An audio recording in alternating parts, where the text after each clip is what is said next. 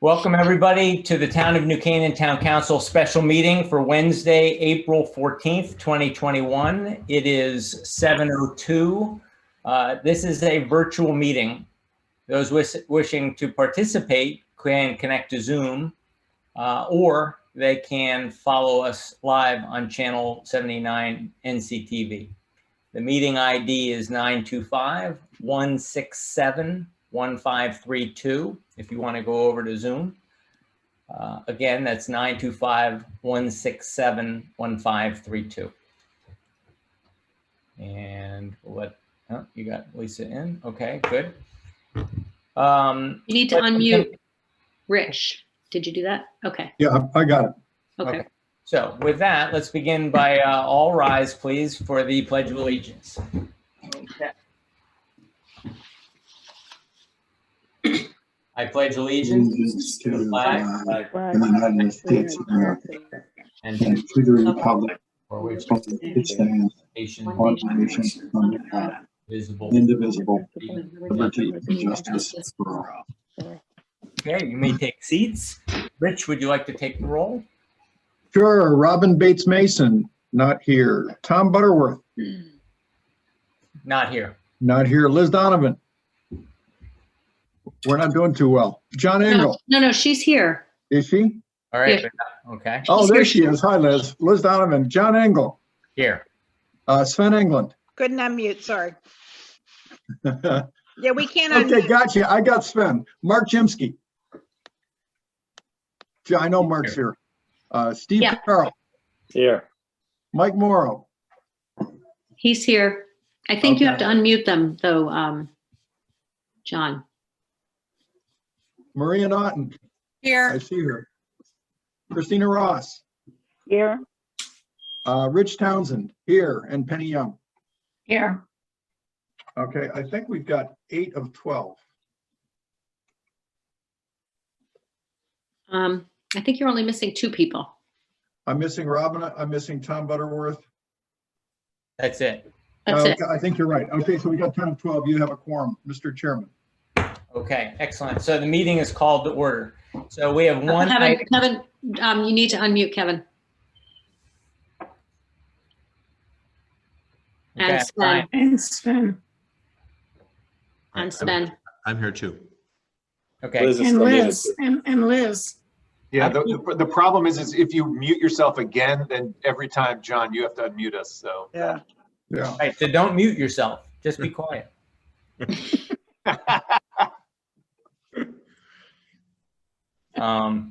If you want, I can try and change that setting. You know what? Why not? You can make us co-hosts and that'll solve that problem. Right. All right, now we are all muted, but you can all unmute yourselves at will. Okay, we have one item on the agenda, New Canaan Library Memorandum of Understanding. And it's an update and discussion of the Memorandum of Understanding between the Town of New Canaan and the New Canaan Library. And I thought it was very helpful when I got a letter from the Ted O'Hanlon, who's in the room. And I'm going to share my screen. Sorry, Ted, to do this to you. But this is the letter I got, and it explained better than any other place I've read why we have to have tonight's meeting. And I'll just draw your attention to the fact that they said, paragraph 3, we hope that the town council will put this on the agenda for the April 21st meeting. This is so the new paragraph 1.07 parking at Center School parking lot can be addressed, and the new paragraph 1.08 1913 building paragraph can be addressed, because those were the additions by the Board of Selectmen. And we'll get into that in a moment. There's minor corrections we have to tackle tonight on paragraph 1502B regarding the insurance coverage the library will carry to protect the town's interest. So we're going to have to talk to, that's why I asked Ted to be part of this meeting and talk to us about that.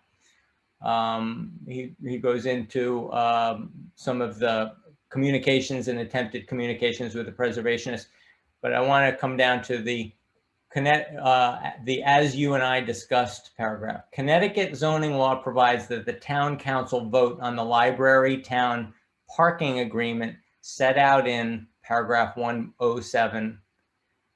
That is needed before P&Z may close the public hearing and vote on the library's pending site plan and special permit applications. So a delay on that vote, even for a month, will push P&Z's closing of the hearing and vote out to July or even August. And if P&Z votes to approve, the effect of the delay will be an enormous financial loss. So, and then he goes on to say that the library is willing to talk to the preservation and the town and everyone else. So I really wanted to make sure that everybody is absolutely clear, because I've heard this question from several people on the town council. Why is it important that we tackle this in the month of April? That's my understanding, is that that if we vote on this on April 21, then P&Z can close their public hearing sometime in April or May.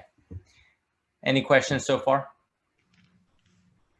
Hey, John, I would just point out that I had anticipated the Board of Finance would act on the MOU before you did, but I think if you're going to vote, are you going to vote next week or are you going to vote in May?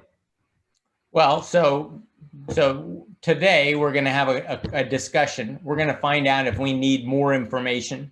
We're going to find out, and then we're going to hopefully have that information. I mean, if the town council is comfortable and has all the information they need to make a vote on the 21st, the intention is to vote on the 21st. If there's questions about finances, if there's questions we can't answer tonight or in the next week before the 21st, then we may not vote on the 21st. I'm willing to have another special meeting in early May if we're not ready to vote on the 21st. But Ted O'Hanlon has impressed upon me the urgency of the timeline, and so I want to be respectful to that. Yeah, Okay. I would just comment that perhaps this can be divided into pieces, and some things can be approved by the town council subject to a complete MOU. But I know there may be one or two issues outstanding for the Board of Finance on the MOU, or they may pass on them. So I just don't know. You know, it's hard to herd cats. And Like what? Because this is as good a time as any to talk about what are the other issues? Because Ted's identified in his letter the parking, the 1913, and the insurance issues. What issues are still being discussed by the Board of Finance? well, the Board of Finance last functioned on the MOU back in July of last year, and they had a bunch of comments, some of which the Board of Selectmen accepted, some of which the town attorney said were unnecessary. And but the Board of Finance really hasn't reconvened to consider those. And I think there may be one or two issues that they may want to modify, but I'm not sure it's critical. So just keep it in mind. Let's say we voted on the in the next few weeks on the MOU, and then the Board of Finance made a change. We could come back and vote to make a change to the MOU to be in sync with the Board of Finance. True. I told the Board of Finance liaison on Monday that if you approve an MOU, I don't think it can go back to them. So we can talk about that offline as to what the sequence has to be. If they want to make a change and we go back to the library and we agree to make a change to the MOU with Right. the library, then we'll go make that change. Exactly. We can have special meetings. Okay. Does anybody else have any comments or things that they want to talk about? Mr. Chairman, this is Ted O'Hanlon. I don't mean to step in front of any member of the committee, though. No, this is what this is for. This is a discussion. Go ahead. Okay. You know, for the library's purpose for planning and zoning, it is only these two provisions, the parking and the 1913 building. If the other aspects of it will not hold up planning and zoning's ability to conclude the hearings and close the hearing and vote. But these two matters do affect that. So you could break, you know, if there was any aspect of the MOU regarding finances or something that the Board of Finance or Town Council wants to take up, that wouldn't hold up the progress of this through planning and zoning. but the 1913 building paragraph and the parking certainly would, because without them, there's not a complete application, particularly the parking. So we would take separate votes on those items if we weren't prepared to go forward with the MOU. Right, and that's why, John, the Board of Selectmen acted to move it on to you, to progress it so they can complete the application. So, How would but I thought, it's my understanding that that we have to approve the MOU before the Board of Finance can take up and approve an appropriation, for which we would then accept. We would then vote on after they make an appropriation. So they can't take up the appropriation until the entire MOU is done. Is that correct? John, I really think that's there's no magic to the sequence of them taking up the MOU and the appropriation. I guess what I'm saying is that if, in order to go raise money and break ground in this summer, they have to do an appropriation in the spring, and they can't do that without an MOU authorizing them to take up an appropriation. So that was in the back of my mind, the other reason we have urgency, not just the P&Z urgency, but the Board of Finance urgency. Yes?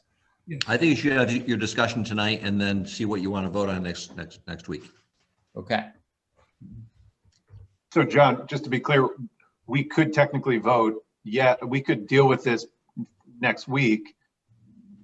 That solves everything that P&Z needs to move forward. We can take up pieces so of we, it. right. So we don't have to approve okay. So yes. Okay. Understood. Yep. Okay.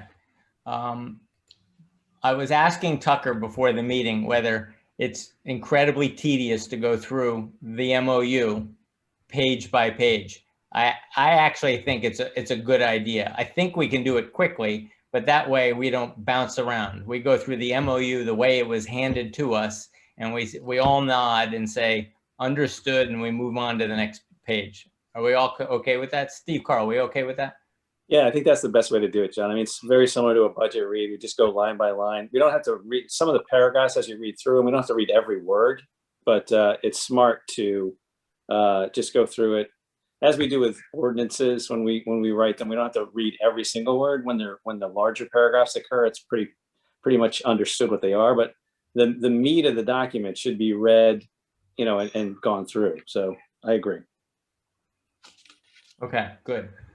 So this is the revision from Doug Lamont from February 23. Tucker's confirmed to me that this is the most recent version of the MOU. John, this is what the Board of Selectmen approved.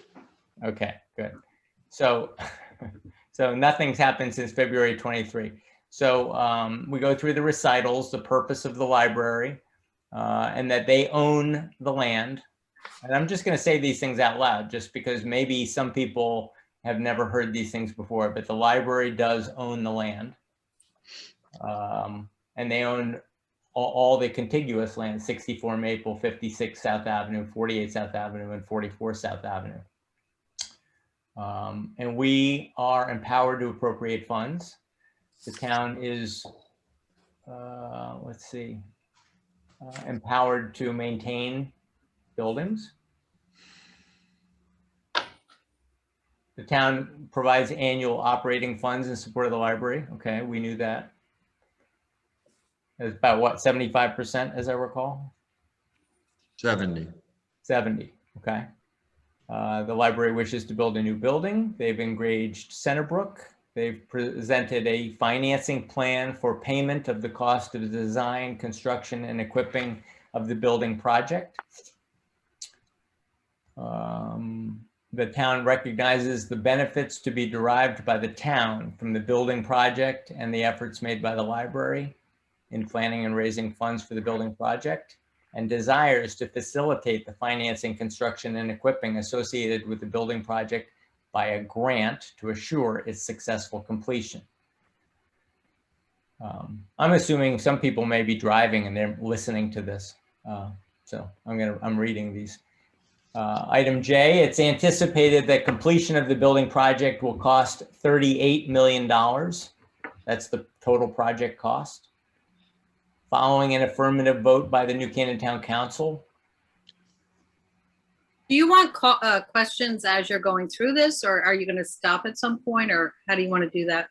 No, you should interrupt me. Absolutely. If you see anything that surprises you or you have questions about, we should write them down now. Yep. Yeah, section J. Okay. If the cost, the estimate was 30 million in December, it's April, it's at 38 million. Will that be updated before we sign this? I'm assuming that we're going to sign this with 38 million in it. Can Bob Buttman or Lisa Oldham or Ted tell me that that number is going to change? And might They it don't change? have the final bid, so of course it will change. Well, we're going to sign John, it. just so I may update you, that number is the best estimate we have as of today. It is an accurate estimate, and it's an appropriate number for the MOU. The $30 million figure was a woefully outdated number that dated, back several years when it was originally put in the document. So, and it really reflects only the hard dollar costs of the project, not the combination of hard dollar and soft dollar costs. Okay. All right. Yeah. Go ahead. No, just construction costs seem to be going up a lot, so I don't know if that. I think to address that specifically, we just got the latest bid in from our contractor, Turner Construction, and we're very, very comfortable with that number. And in fact, we have deliberately gone out in advance to assure that the critical materials, as part of the building, steel, glass, and everything are accounted for, and the numbers came back in line with that $38 million figure. Okay, so 38 million is still the best number we have. Item K, the town council is still granting $10 million of the project cost. Item L says Lisa's also addressing some of these questions in the chat. She says the number includes all contingencies and escalations. Construction costs remain at 30 million. Okay, I wasn't looking at chat, so maybe I need to pull up chat. Okay. I don't have a record of chat though, so we should probably not use the chat. Advice. Tucker, you should disable the chat. I don't know if I can, so I just ask you all not to use it. Okay, so, but Lisa, you can speak up if something's important. Okay. We're intending to bond that. It then says the library will provide for all of the project costs in excess of the town's share, currently anticipated to be $28 million. We've already asked, it's still the best number that they have. As of the effective date, the library has raised $16 million of pledges and outright gifts. Is that still accurate? Just under 17 at the moment. Way to go. Exceeding expectations. I love that. The library and the town wish to enter into this agreement. Okay. So the first Article 1 is the building project and building committee. Basic elements of the building project. Since it mentions green space, let's talk about it. The proposed building project will include the following 4 basic elements. The building will be modern. The building will be completed with high sustainable standards. There will be adequate parking as approved by the Town of New Canaan Planning and Zoning Commission. Except to the extent precluded by the resolution of the issue of preservation of the 1913 building pursuant to section .108, there will be a green space facing Cherry Street and Main Street. Any changes to these 4 basic elements will require the approval by the 3 town governing bodies: Board of Selectmen, Board of Finance, Town Council. Yeah, Mr. Chairman. Go ahead. We're going to ask that that first clause in D come out as part of the our request that entire paragraph 1.08 come out. the reference to 108, but not the promise of a green space. No, right? absolutely not. No, that's critical. That absolutely. After there, it stays the same. Okay. John, I would remind you that 101 was the town council's requirement. Right. So Or at least 101 was the basic conversation that you and I and the attorneys had, I don't know, a year ago, where we said, okay, we're expecting an MOU that where certain promises are made, and as I recall, the green was important. The modern design that they were showing us that largely stayed the same was important.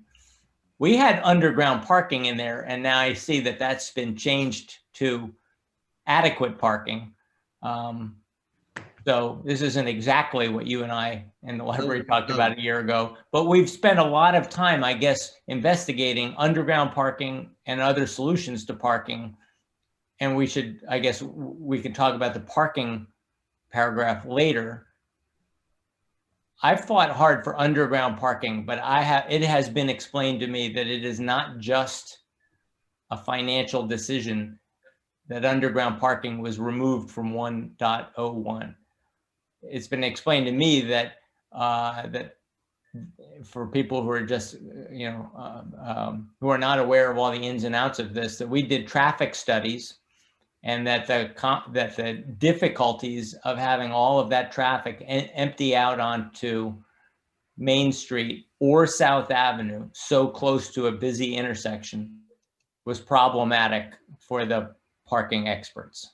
And I think it rated a D. Is that right, Ted? I believe that's correct.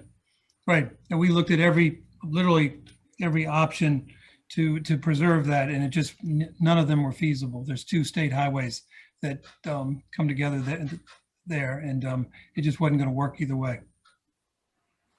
So Does anybody else want to talk about parking here, or do you want to talk about it later? Later, I guess we're going to talk about the specific center school lot, but I mean, I've been getting letters even today saying, why did you give up on, I think it was Giacomo, why did you give up on underground parking? It's just a financial question. And I think a lot of people don't understand it the way I've been made to understand it, that it's not just a financial question. It's a traffic question. that's correct. Yeah, John, I think it's worthwhile to talk about the parking now, because the assumption was that if the library could do the underground parking and satisfy its parking requirement all on its property, the town really had no say about what they did with their property. So the town has agreed to cooperate with the library because we have a very inefficient lot, historically very inefficient lot with the center school lot. And it makes sense when, 1, underground parking creates traffic problems, and 2, underground parking creates incredible cost, over $100,000 a space. And we have inefficient parking at center school lot, not to accommodate, keep in mind, the people we're accommodating are our town residents and taxpayers who want to go to the library. So the Board of Selectmen and the Parking Commission reviewed this and decided it made sense to accommodate the library's parking for patrons in the center school lot. I'd like to wait and hear Kind of what like the given Planning and nothing, Zoning because those- Commission's parking study comes out to be. They spend most of those spots sit empty historically, and we're really trying to utilize a lot. Makes a lot more sense to utilize the lot next to a building than to try to make people walk to Elm Street. Yeah, it was pretty full at 7 o'clock this morning. But I'd like to wait and get the traffic study that P&Z is paid for, so we can get the expert opinion. In the Not being an meantime, I would like to see the traffic study that the library conducted. So for your next meeting, you ought to have the 2 experts that testified at the P&Z Commission meeting, if you want to, unless you just want to watch what they testified to at the P&Z already. Right. Can As you long as we repeat get a that? copy of the report. Those studies are before P&Z right now. They're posted on the website of P&Z. They've been there since last month. And there are 2 separate studies, one commissioned by the library and one commissioned by P&Z? Correct? Correct. And when are they from? Are they, as was one before the other, or both of them fairly recent? They both speak as of February. John Goodman decided last June or July that the parking issue was going to have to be addressed by a peer review. So that peer review took through the fall until the plan was agreed to in January, February. And John, we talked about this at one of our meetings already. It was amazing how close the two surveys came out. They were both commissioned by independent people. And when they completed the surveys, they were within single-digit spaces of each other. So it was a pretty obvious result of those two surveys. Can you summarize it for us? Because you're on the building committee and you've probably got a better understanding than anybody on the town council of these surveys. I mean, I said that we had a parking problem and it was rated a D. Could you explain to us a little bit more detail or your understanding? Well, the D, John, wasn't the parking as much as it was the intersections at state roads. You had the state saying that as traffic backs up on those intersections, it would back up and create the D. So it was, backing up to that Maple, and you can't see it here, but South Avenue and Main Street, you've got intersections there where you'd have traffic backing up and blocking the Maple Street actual street. So that's how it rated a D. It wasn't necessarily parking as much as it was traffic flow. The parking Steve, right there, you can see the way this is. Oh, sorry, go ahead. The reality is that you can have signs and restrict which direction traffic will go out of a parking lot. So you can have them make a right and not a left turn off of the parking, or vice versa. But there are more ways to figure this out than just saying it's going to create a bottleneck at the intersection of two state streets. Christina, you have to listen to Michael Galante's report. Michael Galante, on behalf of the town, looked at it and said that the idea of having underground parking where people would go in to try to find parking spaces in a garage and then have to come back out was not a good plan. And, so Kevin, explain this to me. If that's the case, then how would we build a two-tier lot on Center School lot and not come out with the same result? Who's going to build a two-tier lot? Well, the conversation was that if more parking was needed, that they would build another lot. No. Not the one that's there now. No. We would re-engineer that existing lot for $100,000. We could add 20 spaces. For 40 spaces, it would cost about maybe $1 million. And if we wanted to expand it by 60, the maximum amount, which quite honestly most people probably don't want to do in terms of the look of the lot, but it would be maybe $1.5 million. So the problem with the Center School lot, it's the least efficient lot we have, and no one wants to park there generally unless we make it free, which now we've made it free for people who work downtown. So that seems to be successful. And secondly, it has a lot of berms and a lot of trees, and it's a beautiful lot, but it's the least efficient lot we have in terms of utilization of space. So I've got a couple of things I think that are important here. People mentioned the cost of the underground parking. When we were originally looking at it, we had 81 parking spaces underneath. So the cost per parking spot was significantly less. But as with any project, there has been considerable evolution in this project and value engineering. And so by the time we got to the final stages, when it became clear from the traffic studies that we weren't going to be able to do underground parking, we were down to 60. And that made all of those engineering options, when you factor them through, a lot more expensive. That's one thing. Sven, you say that parking lot was full this morning. I have somebody counting the number of empty spots every day. They haven't reported today's number, but there were 108 spots empty yesterday. That's pretty typical, something between 95 to 110 spots empty every day at the moment. Now, it's still COVID, but back when there wasn't COVID, there were approximately 1/3 of these, about 70 spots were empty every day.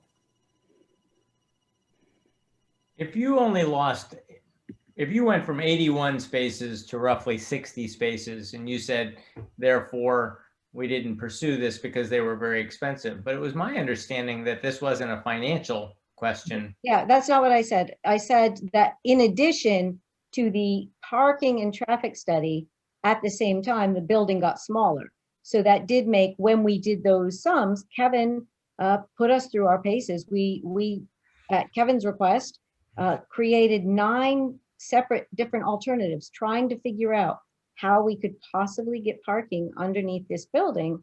And at that time, we also did, we costed them out as well as doing the engineering, and we were costing them out to lower numbers. I know much has been made of the cost of doing that in different ways. It's been rather weaponized, but part of it, the story, is because of the change to the size, the dimensions of the building. When you talk about cost, cost was not the reason that we couldn't do it. It is the best, it was the most elegant plan. Certainly, it was what we wanted to do if we could have done it. And you can't do it because of the cost? No, and the traffic, and the traffic. The traffic. The traffic studies precluded us from the preferred option. And Christine, I mentioned before that the John We looked at Goodwin 9 actually different said, ways- oh, go ahead. Steve, I'm we sorry. looked at 9 different ways to access underground parking. And none of them worked. The trouble is we're dealing with 2 state roads and traffic lights. And there are rules that the traffic people have to follow. So, if you want to have Michael Galante address you specifically, he has addressed P&Z, he addressed the parking commission. And but it really is in the hands of Michael Galante as the expert for the town advising. So Kevin, I've got my notes from the March 30 meeting of P&Z, and Mike Galante of Hardesty in Hanover is doing a parking and traffic study. At that time, they asked him if he was ready to present his results. And my notes say that he said that he needed a couple of weeks in order to finalize his conclusions. He presented, Correct. I was waiting to see he you know, presented to what P&Z. my conclusions would be. Well, he presented at P&Z. I think, Tiger and we've been talking to Michael Galante, and all along he's been saying, you got problems with that neighborhood in terms of putting traffic out onto roads that are going to screw up the traffic lights of state roads. And I don't quite, it's an expertise that I don't understand, but you have to rely upon Michael Galante when we hire him, and he tells us what the answers are. So then Mike's conclusions, we do have Mike's conclusions now? Yes, he's issued his report. Yeah. Yeah, what he's waiting on is just refinements in terms of some parking counts the library had historically. But his report is what it is, and it's already in the record. But again, what you all are doing here is a compression of what planning and zoning does with every application that comes before it. And it's got to be demonstrated that both the traffic and the parking are adequately dealt with. Right. And it's done by certain standards, and particularly when state highways are involved, planning and zoning's decision is going to be vetted by the state traffic commission. And so they are very comfortable with these levels of service and the problems that they create. And when you get something like a D, that means it's not going to be approved. And John Goodwin was prudent. He arranged for planning and zoning to do its review of the library's assessment early, so it's not compressed by the deadline, by the planning and zoning hearings themselves. There was plenty of time for planning and zoning's own traffic guy, Mike Galante, to look at this. So I think everybody should be very comfortable that this has been looked up and down by very qualified experts who are comfortable with their opinions. So when he said that he needed a couple of weeks to finalize his conclusions, I misheard him? No, that's what he said, but as I said, he was just waiting on certain, so the library has some historic data from Saturday mornings in terms of people showing up at the door and things like that he just wanted to reference in it, and he's waiting to get these details. But in terms of the basic conclusion that they've reached about the level of service and the problems with the traffic and the parking counts and all, they're comfortable. Both experts are comfortable with that. He just hasn't finished the fine tuning of the final report. It's Penny, and I have a question. To not be dismissive of Christina's observation about a parking deck. In section 1.07, section A, it does mention a parking deck. So when the town traffic professional is doing his analysis, is he adding that possibility in the future? You know, because it is indeed listed right here in the MOU. Penny, that didn't come from Michael Galante. That came from me because it's what we have in the Avalon deal with respect to the lumberyard parking lot. You know, in the future, actually, you would think that the things are going the other way with the utilization of cars, but you have to provide for the possibilities for the future. And the town was just emphasizing we control everything that happens with the lot. It remains a public parking lot, and we will determine what's going to happen. The library cannot tell us what to do as long as we give them 76 spaces. Okay, point taken. I was just as that Christina's comment was being dismissed, but you know, indeed we have it right in our MOU about a parking deck. You know, my own view is, you know, having lived with this issue and Tucker has lived with the parking issue, we think this experiment with having people park for free that work downtown is working, which is putting more pressure on that lot. But the reality is that has always been our least efficient lot. We could add 20 spaces for $100,000 if we needed to. I don't think we're going to end up having to add spaces after the library opens up, but if we need to, the library's on the hook for up to $2 million to help us expand that lot. So.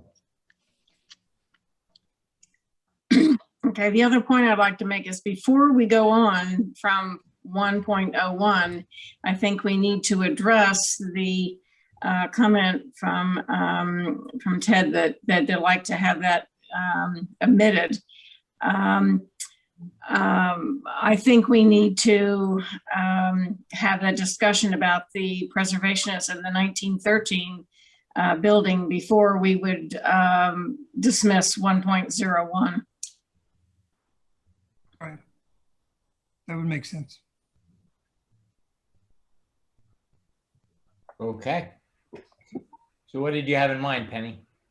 Well, I think I can't, as we're going through these, you know, one by one, I don't want to go past 101, assuming it is a consensus that it stays as is. I think it's going to be colored by what our subsequent discussion is 1.08 as to whether or not that is removed, because that would then, you know, omit part of the 101 section.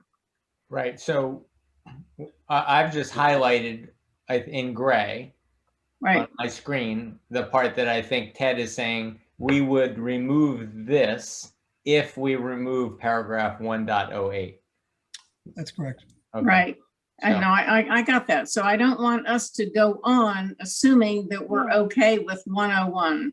All right. Do you want me to go to 108? You want me to pull it up? Well, because I'm not. So that's why I'm raising it. John, could I address 108?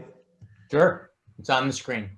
So the Board of Selectmen felt in order to move this document along, we needed to especially finalize the parking issue, which is a matter for the Board of Selectmen and the Parking Commission to decide. I suppose the town council could overrule us, but we felt we needed to decide that.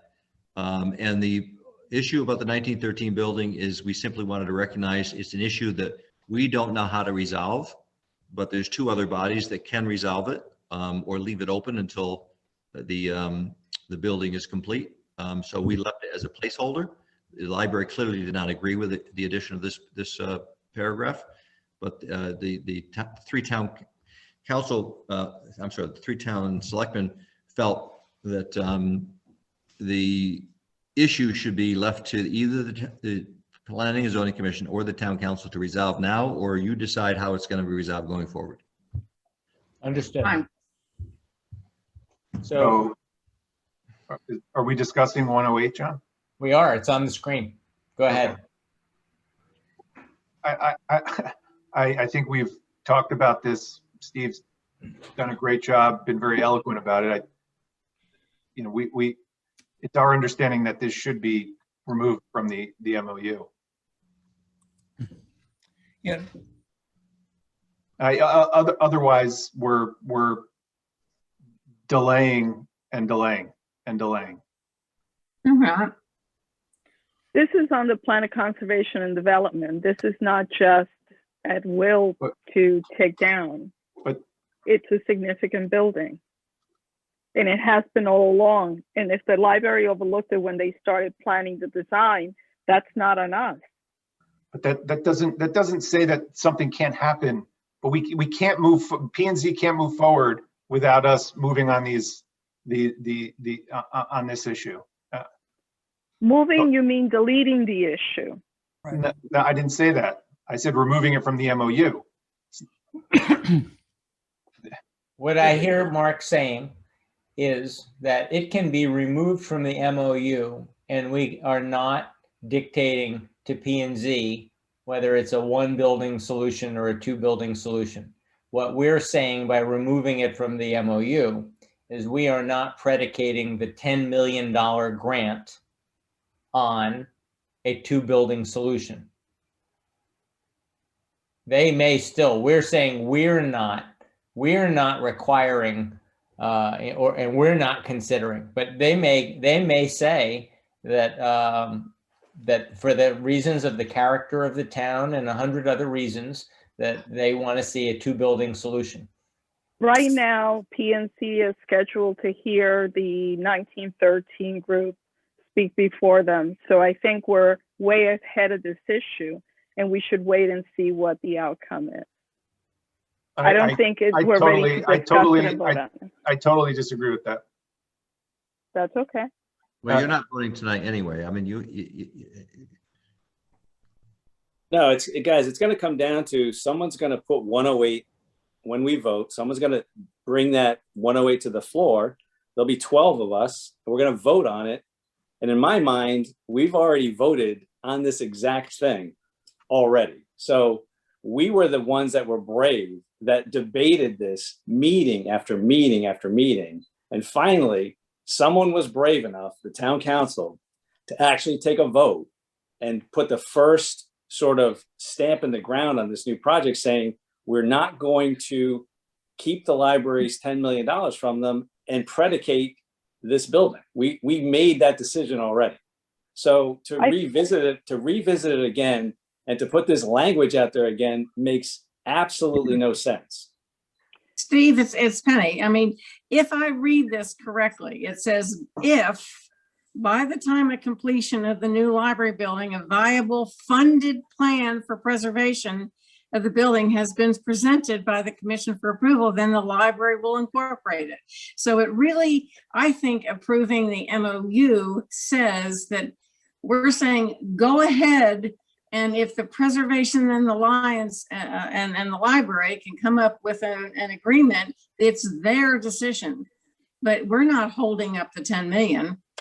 No, but what we're going to do is hold up the project, Penny, because the project in construction, and Paul's on this call and he can speak to this, the project's going to have to move forward with a cadence and a plan. You can't leave that building out there sitting there for a couple of years not knowing what you're going to do with it. A decision has to be made. And I'm not advocating one way or the other here, but we can't allow a construction job of this magnitude to happen not knowing what's going to happen on the site. It doesn't make any sense.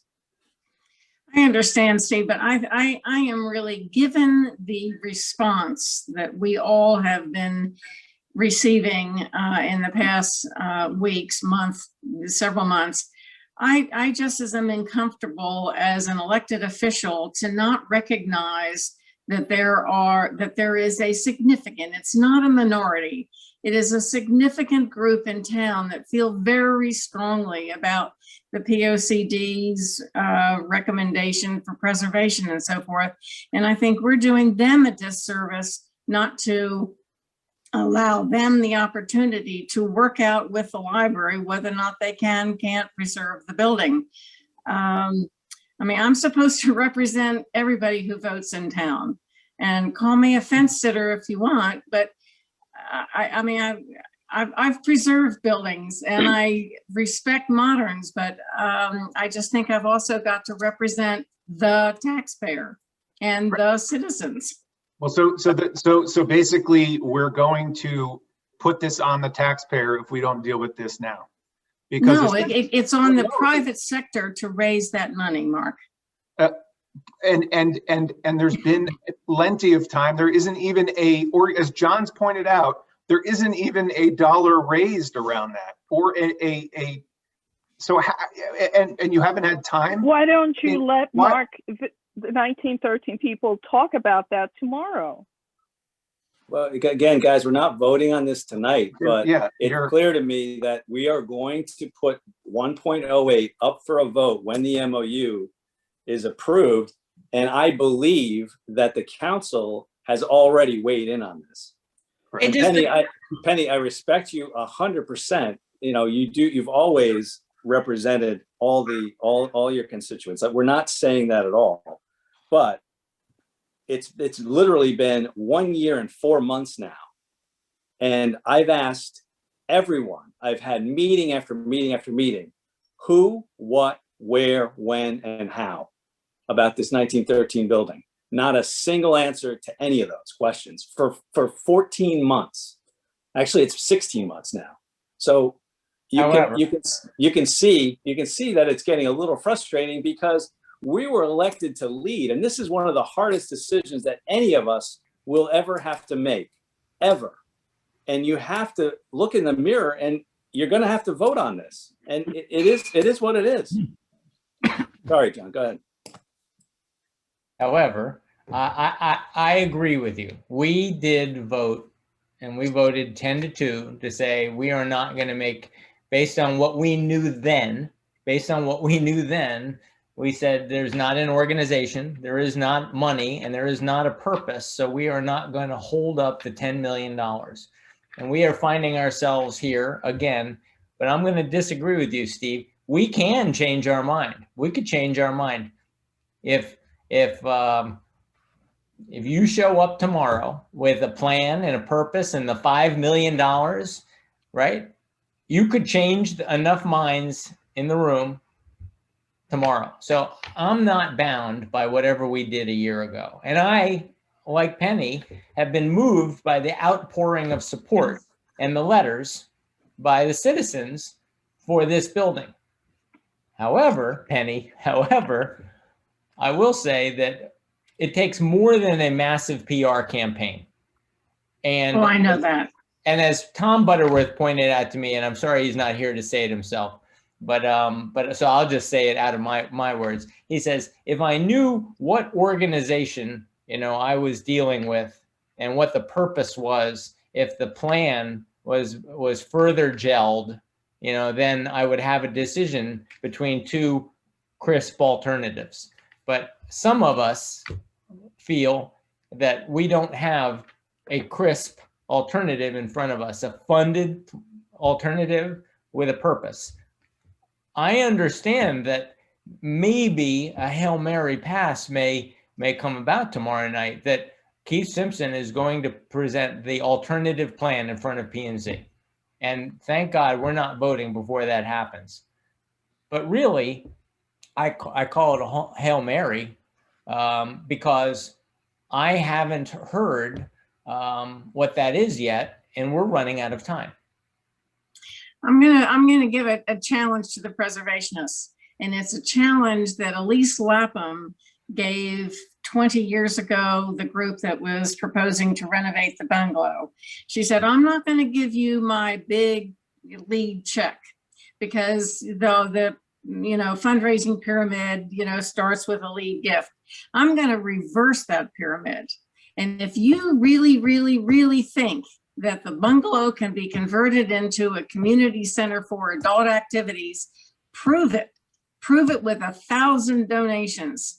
And by God, we got 1,000 donations. So if the preservation group felt that they have that kind of support and down, then it is really up to them to meet that challenge to show us all.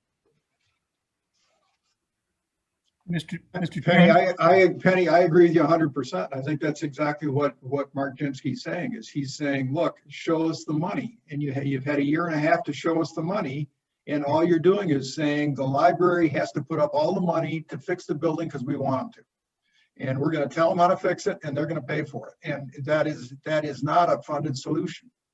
And we haven't heard anything on the funded side. And quite frankly, this paragraph right here puts the library in a very difficult spot, because it says you've got 2 years to come up with some solution. And if it is deemed by who knows who it is, viable and a funded plan, the library is obligated to implement it. The fact is, Rich, that you cannot fund a project or fundraise unless you have clearance. Right now, it's a maybe. If we at least had a clear direction that they could fundraise for a year or 18 months while the building is under construction, then it could come to fruition. You might be right. I would have thought that somebody would have wanted to put some dollars on the street here, that this was an important piece to them. People on the library side have put dollars on the street to do the building. I'll remind everybody, Christina, that we did meet with the folks that want to preserve this over a year ago and asked that they do that very thing. Start fundraising and put the money on the table and show us a plan. Again, go back to who, what, where, when, and how. And I've asked that question for 16 months now. Okay, but Steve, it's a two-part issue. One, does the town feel that it needs to preserve the building and wants to preserve it? And the other part is you have a group of preservationists who want to save it, who are willing to fundraise. But the big question is the town going to uphold the plan of conservation and development and say, yes, this is one of our iconic buildings and we want to see it preserved? So Steve, I'm real sorry that we don't get to sit next to each other anymore. You know, let me run this by you, you know. So we've been getting a lot of letters, of course, you know, and the library needs to get through an MOU and P&Z and start digging this summer, you know, and earlier this summer. You know, that's, you know, to everybody's advantage. You know, we've been told that, you know, holding off, you know, is monetarily very costly. So if you leave 108 in, right, you defer the decision basically, right? You keep the town together. You don't end up taking this whole thing to a referendum and spending until September to figure out what the sandhill's going on, right? You can start digging this summer. You kick the decision down the street and let the preservationists figure out if they've got a viable solution for this thing. And if not, the building comes down.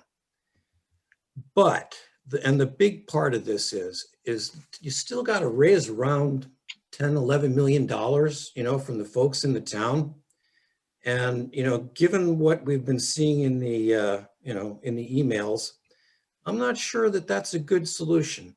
I think the right solution is to leave 108 in there, start digging this summer and see how it works out, and raise your $11 million without dividing the town in half over this. Sven, I guess my only question is, who then owns and operates that building? I mean, there's a lot of assumptions that you're making a lot of assumptions getting to your point. And I'm not even assuming, Mark, I'm not even assuming that the building is still standing in 2 years. Fair point, but in order for this, in order for that building to remain there, the 1913 building, we have to assume that it has to be funded and in perpetuity. And you know, we're now talking about lots of different things. It's one thing to just say, great, let's preserve it, let's find the money to keep it there. Great. Now we're asking P&Z to do a whole nother thing. We're asking the town to deal with it as well, because the library it's on their property.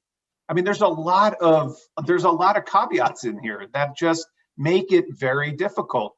That's why removing it from the MOU moves the process forward, which is what we're trying to do here.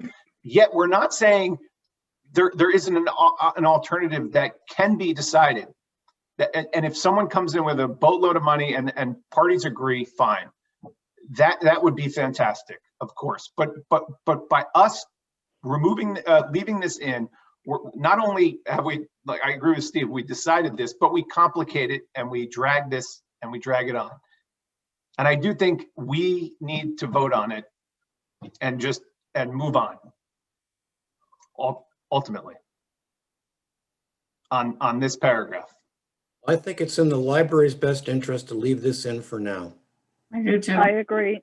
I agree. I agree too. And I just want to go back to the vote we took a year or more ago was that the town would purchase this for $1. And at the time, nobody wanted to buy more or own more properties. So that complicated that particular motion. So this is different. And, you know, from reading all the letters, a lot of people are becoming very sensitive to the fact that the town, the tax dollars do pay 70% of the operating costs. This is a $10 million, you know, contribution towards the building. And so I think we need to pay attention to that. I don't think taking this out is the right thing. Well, Maria, if you remember from the minutes of that meeting, we actually decided that we would not hold up the project based on the 1913 library. That John based on buying it, based on the town owning it. That was the problem. And that was the motion. That was the motion, that the town would own it for the $1. I don't think anyone wants the town to own it. Guys, I spoke to Tom Butterworth today, who was the person who put that motion forward that allowed us to move forward and vote on that. And he was one of the two people that didn't vote. And he now, you know, looking back on it, he agrees that we should be taking 108 out so that we don't handcuff the library and we don't handcuff the ability to fundraise.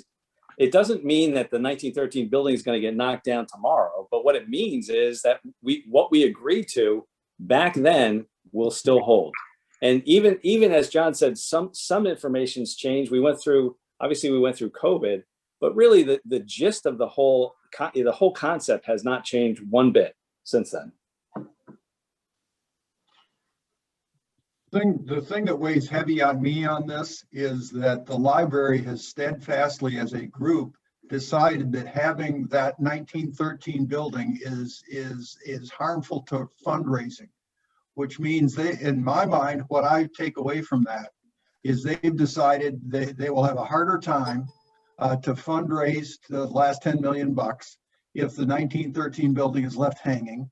And then secondly, they do not have an ability to raise more funds as a result of all of these people that want the 1913 building. And that's what really surprises me. If it's such a popular place, I think Penny's answer here is the right answer. Where's the money and where are the people that want to put it? Give it to the library and tell them you want 1913. And that's what you're got a contingent gift. And see where it goes. I'm surprised no one has come up with that, quite frankly, of let's see where the money comes from. Yeah, I'm just worried, Rich, you know, if this thing goes to a referendum, you know, when we take when we've taken building projects to referendum in this town before, there's a very poor record of these things passing, very poor. Sven, I'm not saying take it to a referendum. I'm saying I'm not saying that I don't want to take it to a referendum. I'm saying avoid taking it to a referendum. Leave 108 in. I mean, the library is listening to us talk about this. I believe the library has communicated to us that they will not raise as much money and get enough money to support the 1913 building as they would if they tore it down across the entire population of New Canaan, which they say they've addressed. They put it together with you know, studies across our entire population. As they're fundraising, I presume they're asking everybody. I presume they're not just avoiding 1913 building people. And I would hope they would pick what would be the most effective. And apparently the Board of Selectmen disagree. Can I just make one small comment? And this is, I'm just throwing something out there. I know there's been a lot of correspondence about this.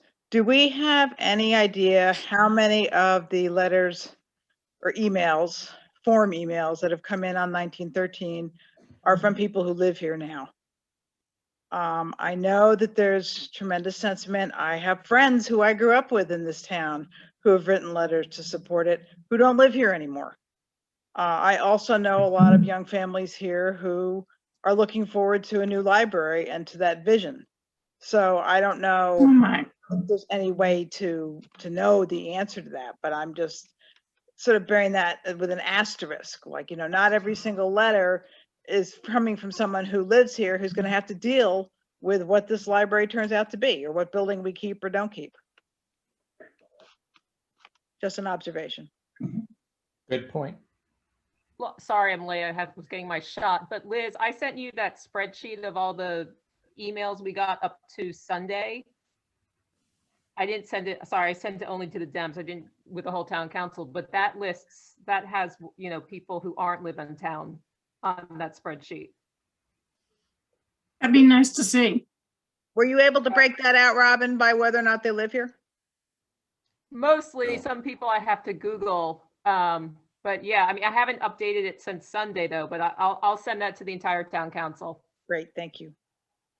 We can put that up against the voter list too, and just to see what's what. But my impression was there was a high number of non-residents based on the Facebook group that was energized over this. It's like an almost like an alumni Facebook group. You know, I That think may we be the all have case. gone through issues like, you know, like this in town, and we know the dynamics of a very emotional group getting supporters, and an analysis of who's in town and who's not in town and so forth. But I really think it's up to the preservationists now, if there really indeed is that strong a support in the community, for them to manifest that support in a tangible way.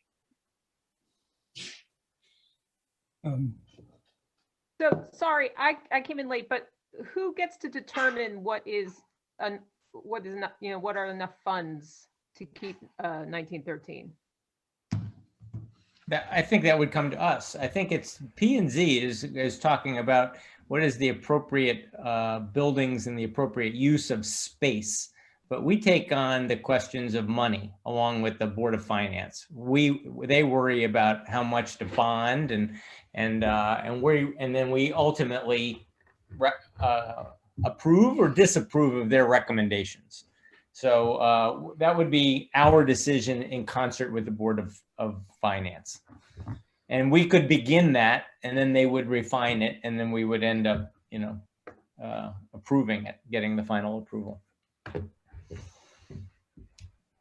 But you know, I read through 108, and my questions are: it says if, comma, by the time of completion of the new library building, comma, a viable and funded plan for preservation of the 1913 building has been presented to the commission for approval.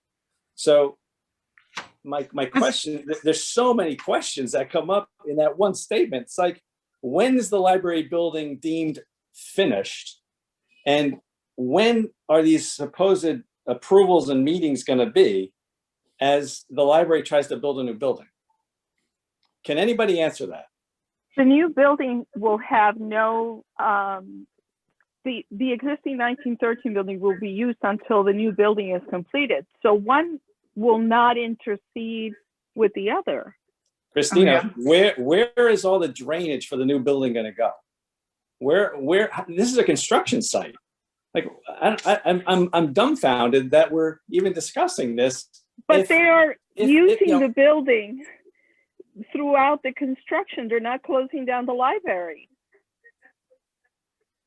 Right. I understand that, but there's going to be, you've seen construction sites, right? I mean, you've got a fence around that whole perimeter. The entire perimeter will be fenced, right? And they're going to be working in that whole area. So, you know, to handcuff this project, so we're going to have all this stuff on site, right? To do the demo of the old building, you know, with 1979 Lapham building. So we're going to demo that whole thing, right? So then at the same time, like 2 years later, we're going to bring all those people back again and demo the other side of it. I'm trying to picture how that would work. That's their plan. That's their plan. Not 2 years later. Well, maybe. No.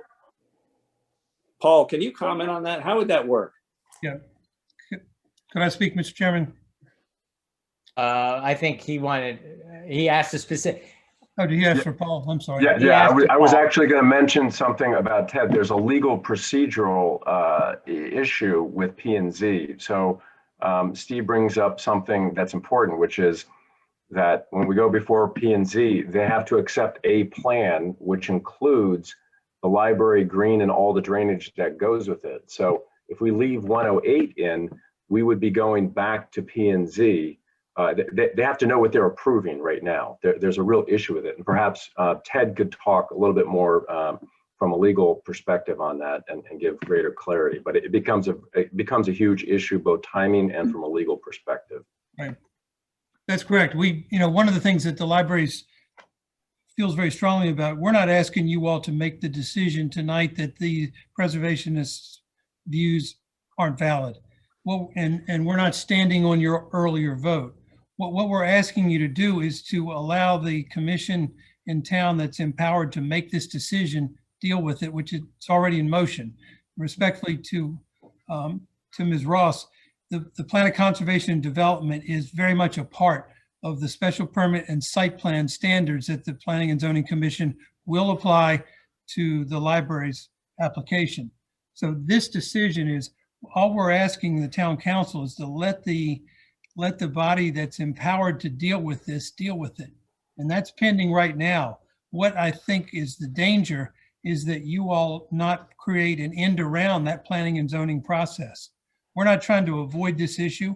We're not trying to avoid explaining our position. The library has made it clear, both in its application. We've also reached out to the preservationist group, very clearly to their council. And you all have talked about some of this now.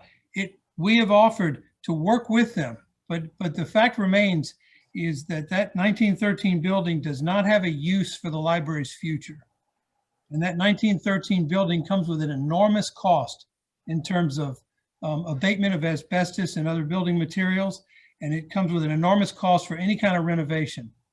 But what we've offered them to do is, if they come up with a location, they come up with the funding for relocating it, and then to the phasing part of our project, we will work with them where they can take that building where they believe it can continue to serve the town of New Canaan in whatever fashion somebody wants to, but it does not have value for the library. And the problem is if requiring it to stay in place takes one of the most significant features of the library's plan away, and that's the town green, the library green. So all we're asking is that this decision be left to the Planning and Zoning Commission, which has to deal with it. And the preservationist groups have a forum before them tomorrow night, and they have another one this month. And the library. What Ted just said is very important, because in terms of sequencing, the town council cannot overrule a decision of planning and zoning. But if you take an action before it gets to planning and zoning's decision, then that may change the result. So in some sense, you've got to decide which way you're going. Lisa can speak more to the fundraising, but in terms of the planning, the library for a long time made every effort to try to include this, but then was forced to decide that they couldn't use it. And they've gone a different direction. And they believe, I believe the community is supporting that. But for there to be two different avenues of this is going to frustrate a whole lot of effort, a whole lot of fundraising, and it also gets down to Paul's point. This is private property. Planning and zoning has the authority by law to deal with a site plan for how someone deals with their private property. Respectfully, you all have the decision to make to make the town grant for it. But that decision is planning and zoning in accordance with the site plan standards. And it does take into consideration the Plan of Conservation and Development. This is not being shoved under a carpet or ignored in any sense. The discouraging thing is we haven't heard back from the preservation groups. We reached out to them. We said, we will work with you if you demonstrate a location and the funding to take this building, but it can't continue to sit there where it is. So that's, you know, and that issue is hanging fire right now before planning and zoning. And that's why we're asking you to get out, to take it out of here. Not because we don't want to deal with it. We just want to deal with it before the agency that's empowered to really apply the town's laws as regards to it. Thank you. So Kevin, I have a question for you. Is the town ready to donate land to relocate this building? Christina, that's not before us. And what Ted just said is important, because the reality is that I do think that's why the selectmen put it in there that way. P&Z can make a decision in view of the planning, conservation, development as to what preservation means. And on the other hand, you have the decision if you do or do not want to fund $10 million. So one of you two bodies can decide this issue, and you've got to decide which body you want to let decide the issue. I hear you saying, and I hear Ted saying that it's very easy to just pull 1.08 out and just deal with this as a financial issue. I hear what you're saying, but I heard what you did just say a minute ago, that our decision to leave it in there or take it out there, it is a pretty strong statement to P&Z. And if anything has been true for the last year and a half, we do not want to dictate to P&Z. We want to respect the fact that it's their decision, and they alone will come up with a 1 building or 2 building solution. And we really don't, and that's one of the reasons we didn't want to vote on this before they had a chance to reflect and hear testimony from both sides. So it weighs on me when you say that what we decide to do on this MOU is going to have an influence. It's an or. It's a subject to the commission or the town council. We can leave it in and planning and zoning can still not keep it in. Right. Correct. Right.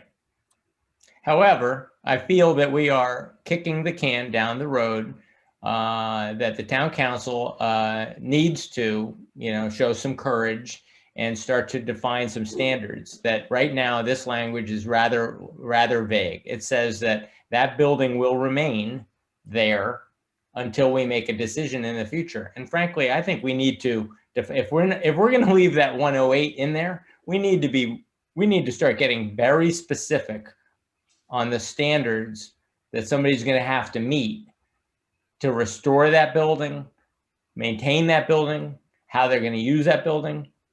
Because the library has been pretty clear that this is an open-ended clause, 108, that's harming their ability to fundraise and harming their ability to move forward. So if for those people who are arguing for that clause to remain, I don't think it can remain the way it is. I think we have to begin to set some standards. If P&Z seems to go in that direction, then we would have to follow them by setting some standards. And so I think I just heard that it's very complicated. I mean, Steve Carl just said it. He says, if you leave 108 in there, you're going to have to tighten it up. You're going to have to answer some of these questions. Why don't we see where P&Z takes us, and then we can reconvene and continue the conversation. Yeah, it's just that Ted would make the point that P&Z is on a time clock. So we have to carefully consider the sequence this is going to proceed. Yeah, I mean, P&Z, I'm not ready to take a vote tonight. Right. No, I'm not suggesting that. I'm just saying you have to decide which sequence you want to go in, because at some point P&Z has to have a completed application, and and they're going to be on time clock. So, I think your own counsel can advise you, but this, it also comes down to a very simple principle, is that through the site plan review and approval, that's the only mechanism the town has to tell a private property owner what to do with their property. And if you all reserved somehow, if you change this to make it clear that you wanted removal of that the preservationists would have to arrange for removal of that building, then that might make it more clear. But the fact is the town council, and I'm not trying to tell you what the law is, but town council does not have the authority to tell somebody that they have to maintain a building on their property. Right. And we've made it really clear to them that we will facilitate whatever, as long as they come up and show that they have a location to relocate it to and the funds to accomplish that. We'll work with them to preserve it, to bolster it so that it's ready to be removed. But the only thing is it can't confound the library's schedule, which is, you know, very much geared to the price of building materials and all that. And they've got a year and a half, 2 years to do, about a year and a half to do it. But we just haven't heard anything from them. We asked to see the details of the plan they're presenting tomorrow night. They haven't just, you know, deigned to show them to us. But so that's our concern, is that the site plan that's going to be approved by planning and zoning is going to be the only approval that the library will have as to how it can deal with its property. Everything else is outside of that. And that's why we're trying to, you know, we're not trying to say you've already decided this. We're just trying to say, leave this to planning and zoning because that's legally where it belongs. I think it's important. All the town bodies want the library project to move forward expeditiously and not delay it. So, but Kevin, I mean, ultimately, what we're deciding here is, or the way I see we're complicating this is, the preservationists want that building to stay right where it is, and it's on private property, and that is what, by leaving this paragraph in, we're sort of implying that building has to stay where it is, where the other alternative is not good for them, which is to lift that building up and move it to another piece of property. And no one wants to do that. No one has presented that or raised the money to do that, because it doesn't seem like there's an appetite for that. So essentially, that's why I believe the town council is holding up this process by allowing the other option, which is to keep that building on site, which is private property. Yeah, Mark, just to be clear, the town bodies have not delayed this process up till now. No, okay, I'm sorry. If we leave it in there, based on what Mr. Hanlon said, we would be delaying that process. Good, right. But I think it's also here in planning and zoning as part of their mission on conservation and development to decide, you know, a building doesn't have the same significance in another location. So I would also comment, the Board of Selectmen didn't put that provision in casually, or you know, we gave it a lot of thought, because, and you know, two bodies have the opportunity to make a decision here. Right. I haven't heard from Mike Morrow. Sorry, guys. I had a late meeting in the office and prepping for something, but I've been listening the whole time. Quite honestly, my opinion aligns more with Mark and Steve on this. You know, my concern, and I've stated this in other quarters, that building itself, just more on, I think, a pragmatic approach. That library, and I've said it, is, I'll say in this session, I view it as broken down in many aspects. And I think we're going to have, to me, it seems kind of like despite our best efforts, a second-rate building in a first-class town. And something has to be done with that. And over time, that building will need to be replaced, and it will become a massive, massive liability to this town to figure out how to replace it, right? Because the patchwork we've been doing on that building now for years, I think has reached its shelf life. And I don't think I've heard nobody dispute that or provide me with anything to say we can continue on the course we are with that property or that structure for the next 10, 15, 20 years. The cost to replace that at some point in some form is a monumental liability for this town. Look what we're going through with the police building now, right? Estimated cost could be anywhere between $25 and $30 million. Now, it's not an exact comparison, but you're talking the town finding the money to dedicate to renovating and replacing that structure at some point within the next decade or two. It's not our building. What's that? It's not our building. It's not our responsibility, Mike. Right, but we all know it's falling apart, right? And we all know it's reached its capacity.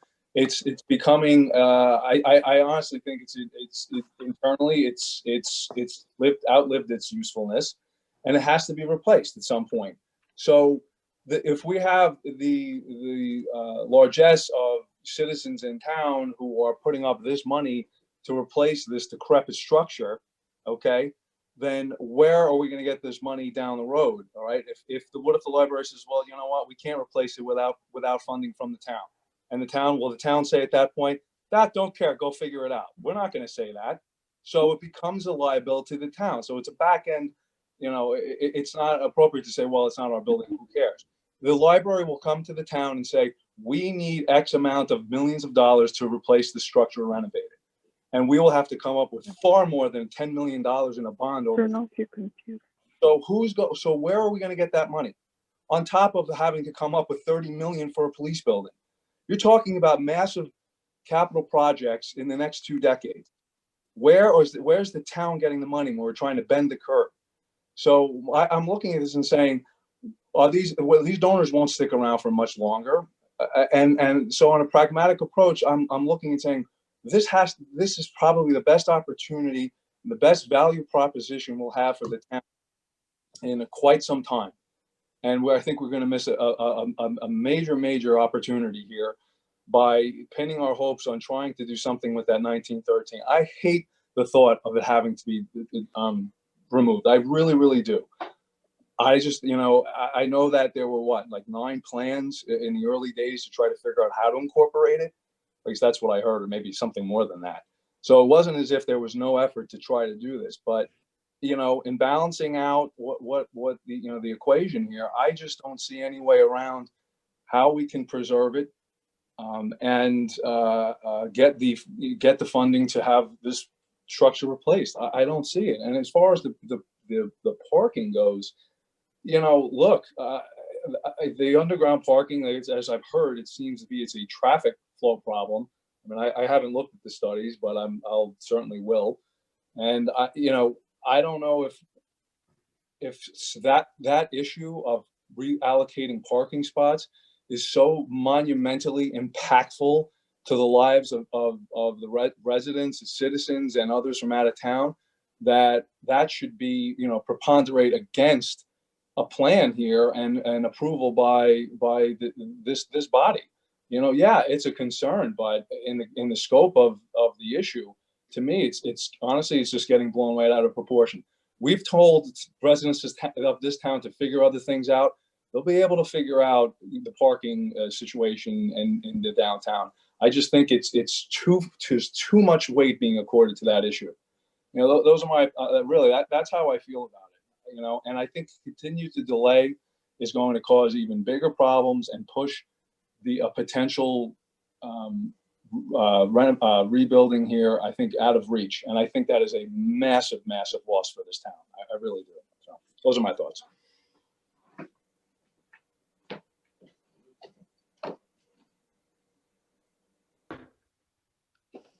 So I hear two different sides of this argument. I hear people who say, as Mike just said, that we have got to move on. We've got to make a decision with the best information we have in front of us, which is to take out this complication, to take out 1.08 next week and approve the MOU, approve the funding, and allow P&Z to make their decisions. But we should not hold this up any longer by including 1.08. And I hear Christina, I guess, is given most articulate, has been most articulate for the other side of this argument, which is give them a chance. It doesn't cost us anything to leave 1.08 in there. Keith Simpson is going to present a plan. We've seen what they can do with a PR campaign, how they can mobilize people. And if given a path, maybe they will raise the money, and maybe, and maybe they can restore the building. I will say, Christina, that there's, even if I count potentially 6 optimists on the town council with you. People who are rooting for the preservationists. I mean, you know, it may 108 could stay in there the way I'm seeing this, the way my scorecard looks. I just want to. But only if we answer a bunch of questions like, is it really going to be 3,600 square foot, not 1,300 square feet, but a 3,600 square foot building taking up that entire corner of the property? And what's it going to be, and who's going to maintain it, and who's going to own it? Because the library has just told us again, they don't want it.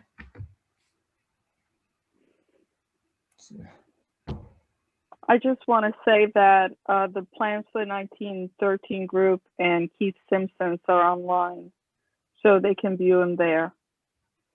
For tomorrow's presentation? Yeah, Yep. yeah, Have been all week. yeah. Do we know if there's a business plan alongside those drawings, or is this just a concept? Concept. Yeah, I don't know that. It's a concept. Well, Penny, you gave voice to the preservationists earlier in the hour. Are you saying that you need those questions answered in order to keep 108 in the document? I just think we can keep it in, and from a preservation standpoint, that's really a decision of the POCD, because it's their standards that they're putting in their document, their 10-year document that they research very, very thoroughly and in depth. And look at how they have preserved our community. And I respect the amount of background that goes in from a planning and zoning standpoint into the development of planning of POCD. And I just think we need to give credence to something that we actually make a lot of our decisions based upon. And I think it's more of a planning and zoning decision than it is ours on town council. And I really, as I will say it again, call me a fence sitter, and I got splinters on both sides, because I love the library and I want everybody to understand that I am in total support of the new library. But I just think that we owe it to our citizens to hear them. But I want them to, you know, put kind of little meat behind words. So it really is a P&Z decision, not ours. For which you would, we can't put it in the document and leave it there for a year and a half. Sure we can. You're saying that we should maybe wait to make that decision until we hear from P&Z? No, let me pull it up again. Subject by prior action by the commission or town council. Why do you put the or in there if it isn't a qualifier for one or the other to make that decision? Is really what I'm trying to read the words and understand the words. All right, but I'm just going to debate you and say, but we've heard that that's going to impact. You just said you love the new library. You've heard how it's going to impact their fundraising. Planning and zoning is going to make the decision very soon. Okay, that's why you want to leave it in there, because they're going to make that decision and get rid of that problem for us. Yes, because it's their decision, not ours, in my mind. Okay. The problem is, Penny, can I speak up, Mr. Chairman? Sure. The problem is that having that or in there, it suggests that the town council could override a decision by the commission. Not if we've already voted the monies in with that in there. It alleviates us from the decision and puts it on the commission. So. But again, I agree with everything you said. Planning and zoning puts a lot of time in articulating the POCD, and they are the entity that we expect to justify what we're proposing in the site plan. So, right. Thank you. I think 108 would have to be expanded to at least 2 or 3 more pages in order to really approve it.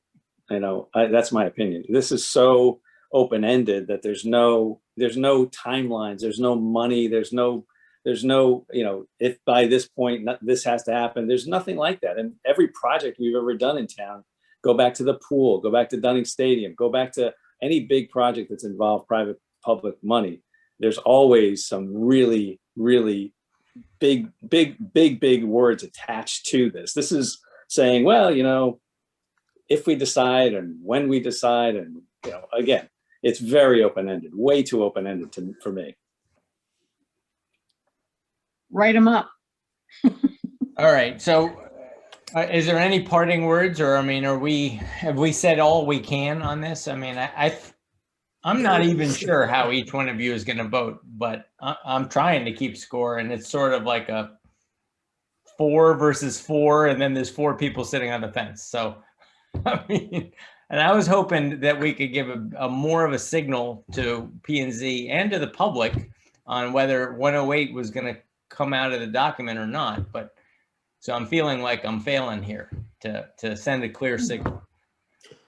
On the good side, John, we represent the town. We're divided on this issue. Yes, we are. Right. Okay. Do you want to go back to the document and come back to 108 later, or does anybody have anything they want to say? Why don't we move up to 102, right? Okay.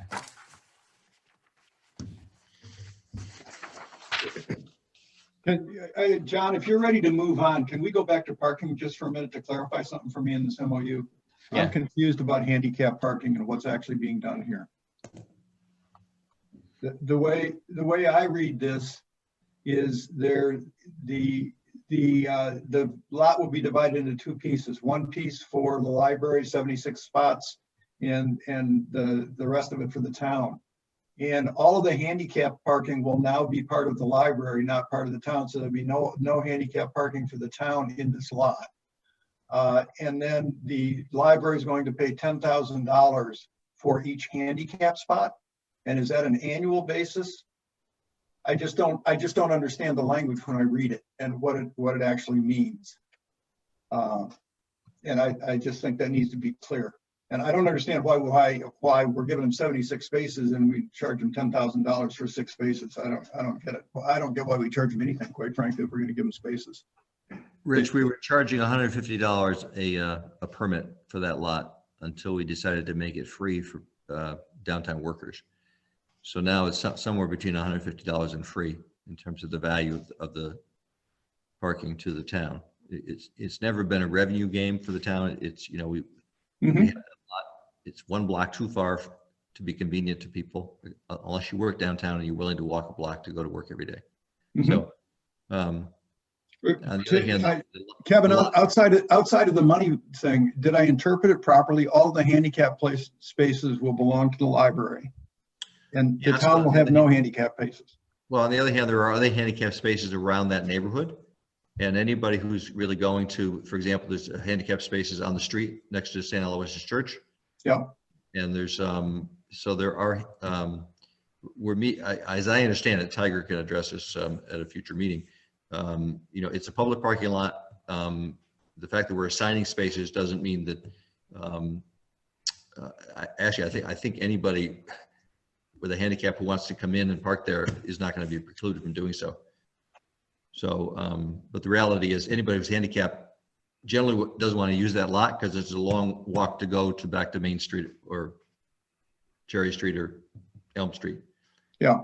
And Kevin, can I ask you a question? Who's going to maintain the lot during the winter on an hourly basis to make sure that people can get across Maple without a problem?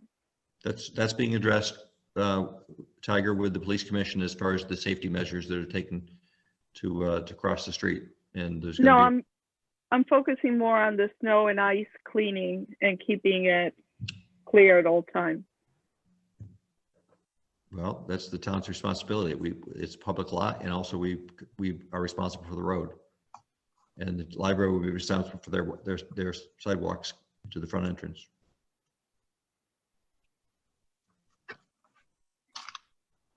So Rich, do you understand that we're not making more handicap spots because we're meeting the state's requirements for the number of handicap spots, and the state's requirements for handicap spots are that they be the closest to the building being used. Mhm. And that's why they're on the library side of the line. No, John, that's helpful. Kevin, that's helpful. I understand now. And, Yeah, and the I- library makes the point that the distance between the spaces here across Maple Street is no farther than the current distance between the handicap spaces and the front door to the current library. Right. So it's, Okay. And I'm just a little surprised that I understand the dollar balancing, Kevin, of why you would charge $10,000, but it just seems a little bit like we pay their operating expense and then they're gonna give us $10,000 a year back. Correct. For space. So it's a little circular.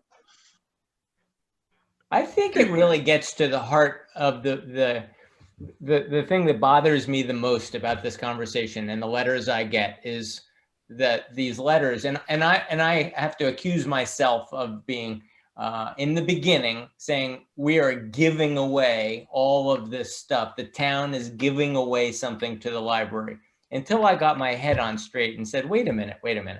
The library and the town are both on the same team. Yeah.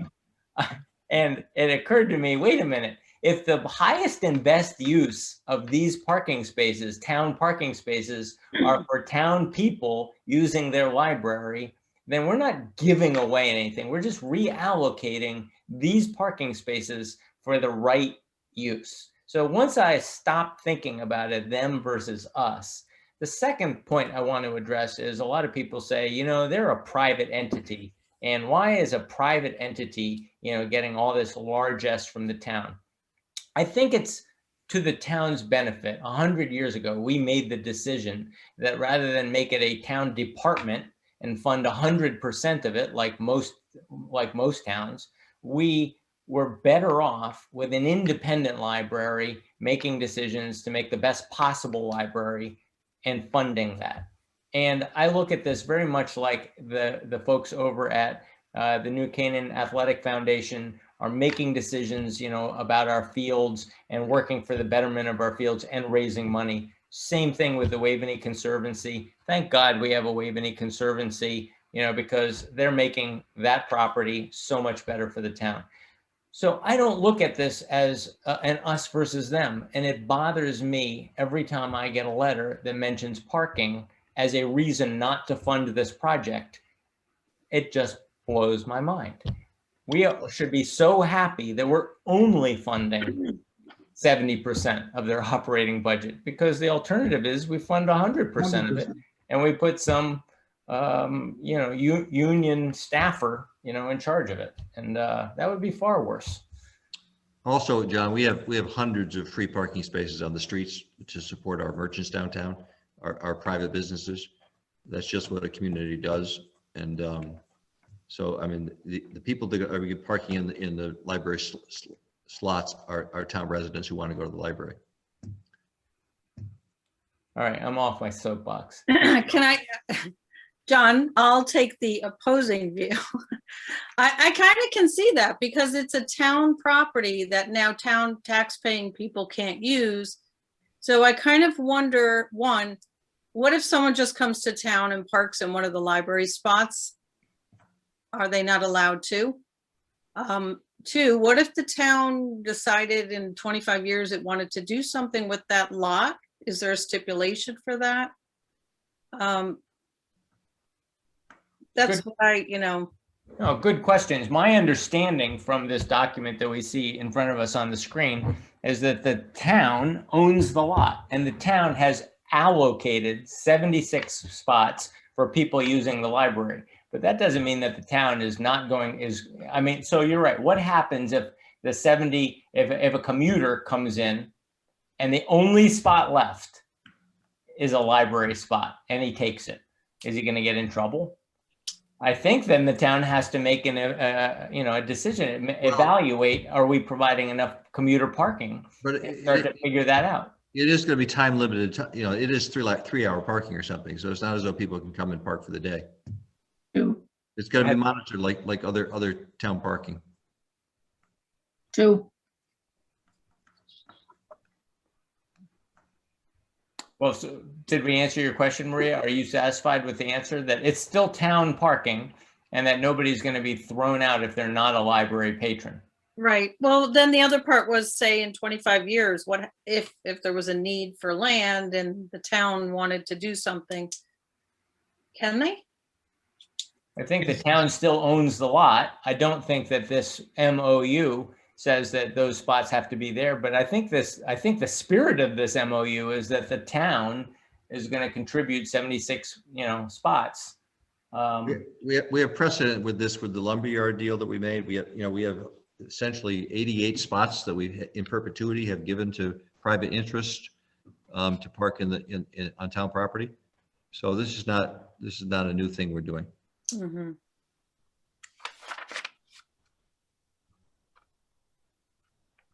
Anyone else on parking?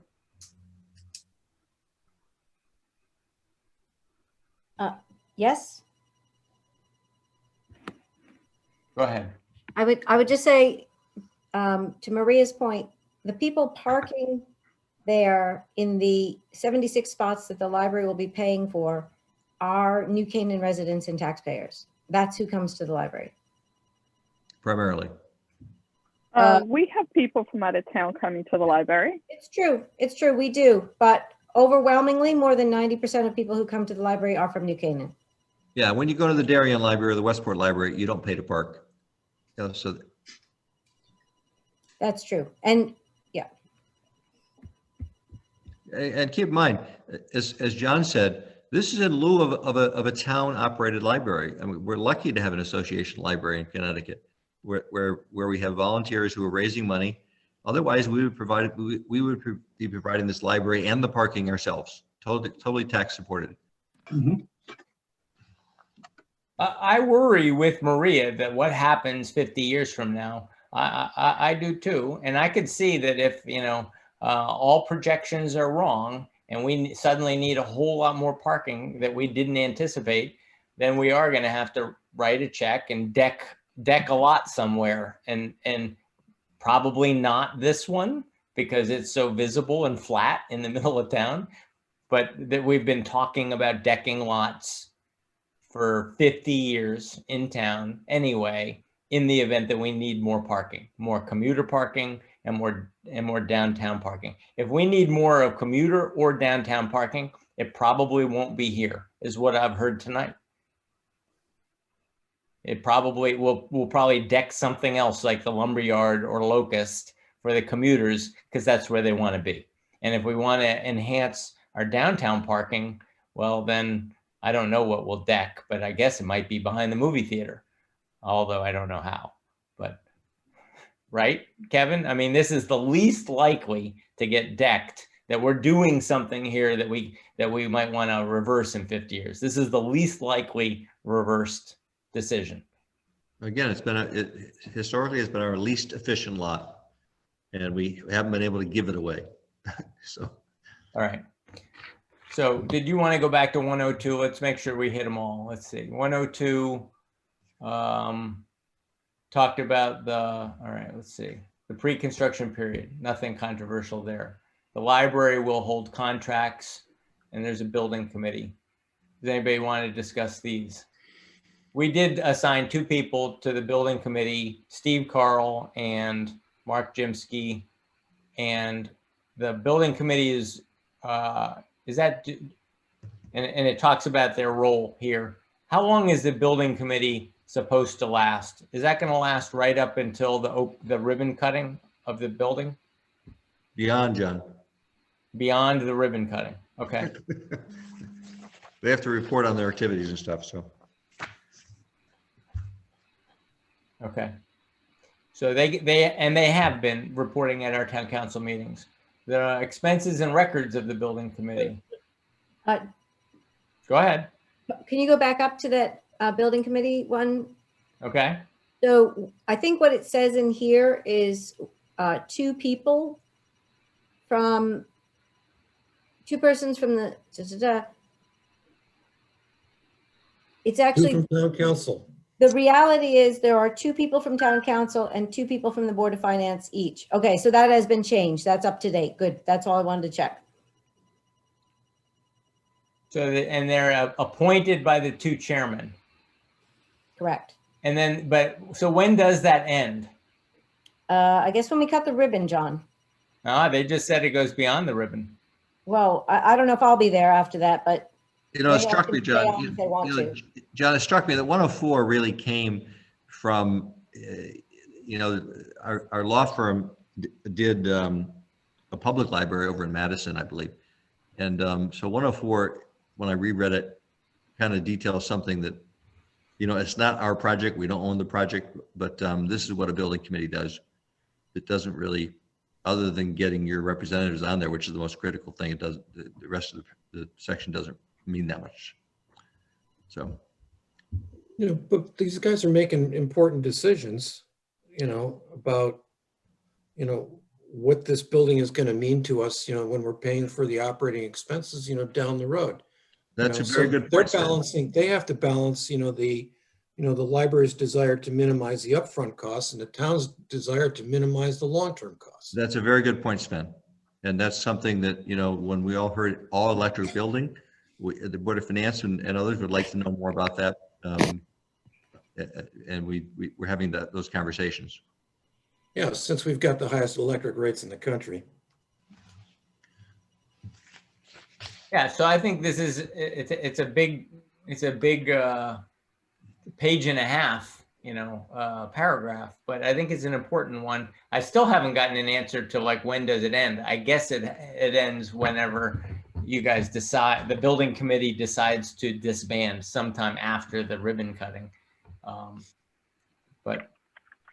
And John, just to add to that, Neil Budnick and Chris Labrie, obviously Mark and I are on the building committee, and we attend that weekly meeting. It's a Friday morning meeting. And, and Mark can chime in here. I've been so impressed with the depth of what that building committee is doing. And Chris Labrie and Neil Budnick, we're all asking questions on behalf of the town and hammering into a lot of the detail. And it's a very good thing that the library has welcomed the four of us into that committee, because we do get tremendous insight in terms of what's going on. So it is a very comforting thing that we are on there. So we're not just on there to listen. We're contributing a lot, and I think they'll agree to that. So, well, we get a lot of letters on, is the town writing a blank check, and what about cost overruns? Now we're gonna get to those later, but I guess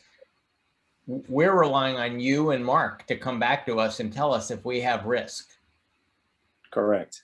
And if you listen to, during those building committee meetings, if you listen to Chris Labrie drill down on some of the finance stuff, I mean, this is not something that he's taking lightly, or Neil is taking lightly, or any of us. I mean, we're getting into the weeds on some of this stuff. So it's actually refreshing to be able to see how detailed that building committee is and the talent that's on that building committee. I mean, Ian Hobbs is running it, and you can't get more talented people than that building committee right now. So it's been an honor to serve on it so far. Okay. So the records and the expenses talks about how they'll be kept. It says you will get zoning approval. It's not in here, and I don't know exactly where it is, and maybe Ted will tell me where it is, but it's been brought to my attention that people are worried that the town green can be sold, can be redeveloped as condos, and that the real purpose, and that is the real purpose of a special overlay zone. And so I don't want to just dismiss it out of kind. Is this something we should talk about later, or is this time now at 106 zoning approval? What is the purpose, Ted O'Hanlon, of getting a special library zone? The special library zone is because this property straddles two zone lines, and it just makes it much easier to resolve without having two different zoning regimes apply. The first question is absolutely not. There will be a single site plan approval for this property, which will include the green, and the library will not have discretion to change that in any way without going back to the Planning and Zoning Commission and having a full public hearing about what it wants to do and why. So I just, realistically, I don't see that concern is legitimate at all. The library, by by getting a special permit and a site plan is committing to a specific configuration and use of that property that the town has a lot of control over going downstream. So, But you have but you are anticipating a mortgage, and if the library defaults and the town does not step in, what value would this land be in the library zone to your creditor? What could they do with it? they would be limited by what the use it's designed for. It's a library, it's a library use. They would have to, if they somehow the library collapsed and a creditor stepped into full ownership of the property, they would have to come in and change the zone before they could do anything with that property towards any other type of development. And again, that gives the town complete, right to hear, to understand, and to approve what that plan is. So there's nothing hidden here in what the library has the ability to do with respect to that property. It's committing to a certain configuration and a certain use by these applications. And it's Penny. Does that not then preclude the library developing a relationship with the preservationists, say in a $99 a year lease for a function other than the library function? That's why 108 talks about the commission acting on that, Penny, because only the commission is in charge of uses. Commission would have to approve that. Okay, so it goes back to the commission. Okay, so all I was saying is this then precludes, the library or the preservationists without going back to the commission. Got it. Okay. John, you I misspoke. have a question. Go ahead, Kevin. John, you misspoke. You called it a mortgage. It's construction financing, and as the document says, the library is representing this is not intended to be permanent long-term financing. It's cash flow financing as they get their pledges in. So. That's right. Thank you, Kevin. Being corrected. This question is for Attorney O'Haley. Will the library maintain the separate lots, or will they unify the lot in asking for this change in zoning? That's a good question. My guess, my guess is they would merge them. Okay. And I think the site, even if they didn't formally merge them with the assessor, that the site plan approval would accomplish that practically. Because again, they could not use those properties, those separate lots for any purpose outside of what that site plan approval specifies. Ted, could the P&Z Commission require the merger of the properties? Yeah. Yeah. My guess is that may well be a condition of approval, just for the sake of the town's own accounting and assessor's records. I think it's inevitable. When I was on Zoning Board of Appeals, an owner of 2 adjacent lots was told that if you don't maintain them separately, pay taxes, and actually have different maintenance companies on them, then they are effectively merged. The second thing I learned the hard way is that you can't have a structure cross a property line. Right. So the mere fact that they're going to have utility lines, which count as structures, and water mains and everything else crossing the property lines, it's going to have to be one.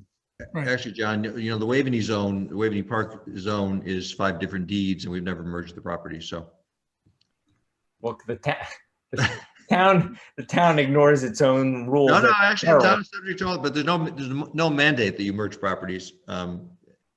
It could benefit you to merge them, as we've done with this campus here at Town Hall, but there's no mandate that you do it. But the use that the P&Z puts over the overlay is going to be what controls as a legal matter.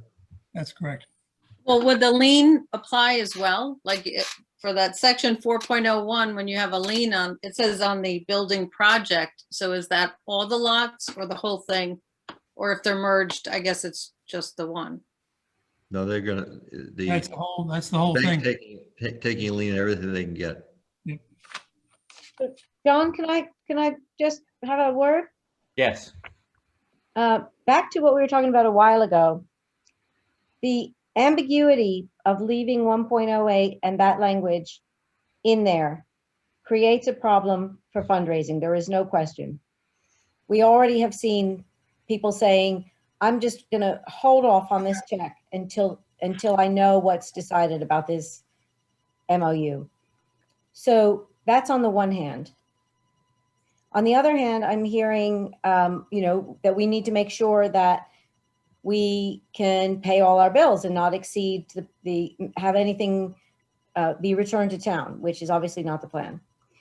Then, in addition, I would say if we could just get on with fundraising without any obstacles, without any ambiguity, our intention is to never draw down anything from that bank loan if we don't have to. It's simply a credit, a line of credit that we have available as an insurance policy. It's not a mortgage in the sense that you're thinking of. And if we can avoid ever borrowing by doing all the fundraising up front, that is the best case scenario for the library. So we can't be hamstringing the library's fundraising ability on the one end and worrying about debt repayment on the other.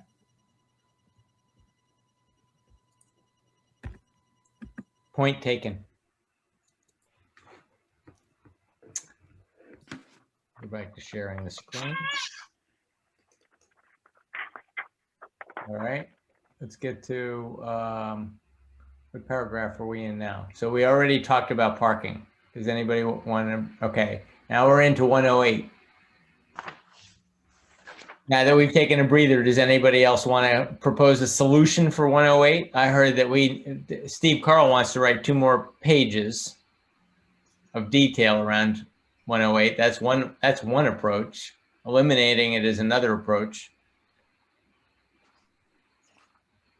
And we just heard an impassioned plea to take it out by Lisa, who said it's impacting her ability to raise money. John, I just want to go back, this will dovetail into what we're talking about here, but just read I for a moment. The town recognizes the benefits to be derived by the town from the building project and the efforts made by the library in planning and raising funds for the building project, and desires to facilitate the financing, construction, and equipping associated with the building project by a grant to assure its successful completion. And that, to me, when I read that, I said, wow, that really says it all. I mean, that is basically the town saying, we appreciate the library, everything that they've done. No one in my lifetime, and I've been around a while, has ever even come close to raising $17 million privately. And to me, anything that we can do as a town to keep moving this project forward in a way that allows the library to continue their fundraising and to continue this amazing offer to the town, I'm dumbfounded as far as how we would put obstacles in the way like this. I just can't understand it. And if you read it just, to me, the town of New Canaan is the town of New Canaan, and the library is New Canaan. It's one of the most popular places we have. And, it's almost like we're taking, if we had the EMS in the audience, and we're asking them to, get some more volunteer hours together because you're not doing enough. It just seems like we're fighting here when we shouldn't be. We're on the same team. So I don't know. I don't want to rewrite those 2 pages, but 1.08 either has to go or it has to be completely redone. And I would say, I said it before, we should just vote on it because I believe that it should not be in there. Okay.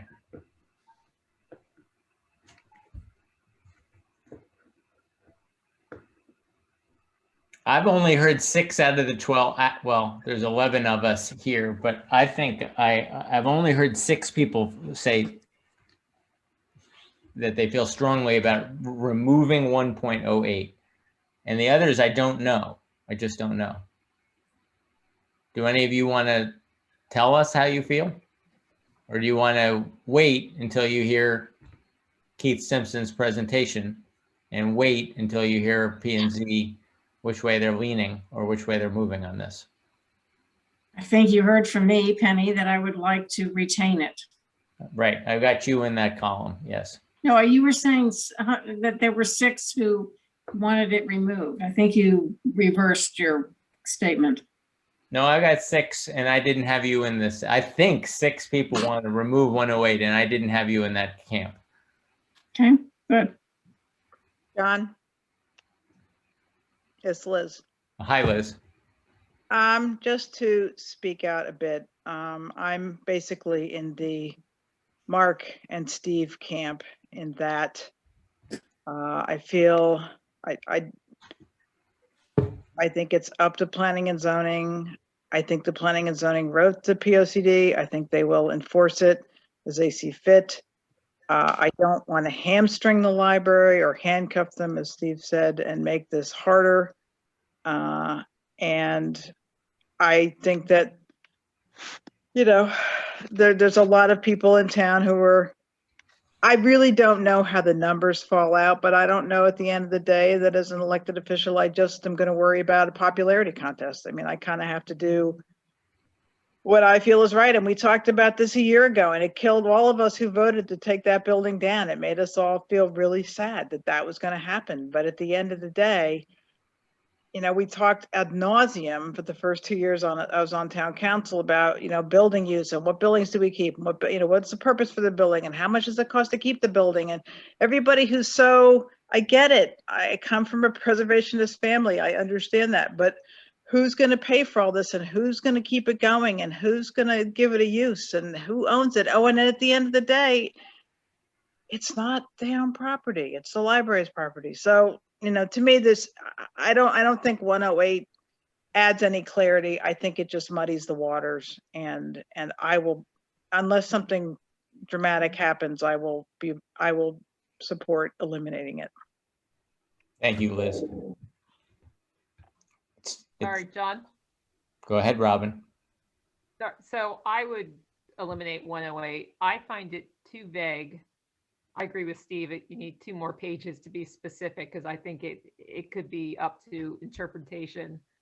And also, I just have the issue that is the library's property, and I just don't understand how you can force someone unless, you know, we approve the Butterworth's proposal where it was an exchange, you know, bought it for $1, it became, you had the deed, but you know, I think this is something for P&Z. I just don't understand how you can force them to take on a building that they don't want. And yes, we do pay 70% of their operating, but that's you know, that's something that's unique to New England and Connecticut. And it's in the Connecticut general statutes that, you know, municipalities can support their nonprofit libraries for public uses. So I would vote to eliminate it. Okay. Thank you, Robin. We don't have to keep going around the room. I think we've got the point is that the town council at this moment is leaning toward eliminating of 1.08, but minds can change and Hail Mary passes can get thrown in the next few days, and P&Z can make some decisions in the next couple weeks that could change some minds. Let's move back to our document. Is that okay? Or I don't want to cut anyone off, but let's keep going. Okay, Rich is saying we can keep moving. Pre-construction period, library will hold contracts, building committee. Okay, we've done this. Expenses, parking, we've done that. The 1913 building, here we go. Payment and project costs, $38 million. The town share shall be paid as follows. With regard to the pre-construction, we will advance funds on a dollar-for-dollar matching basis until the aggregate amount advanced by the town equals the town share. So we're going to be matching insofar. So if you've raised $17 million, I guess we're going to write you, Lisa, we're going to write you a check for the full $10 million as soon as you actually have that in the bank. Yes? Can I interject there, John? It's not the amount of money we've raised, it's what we've spent.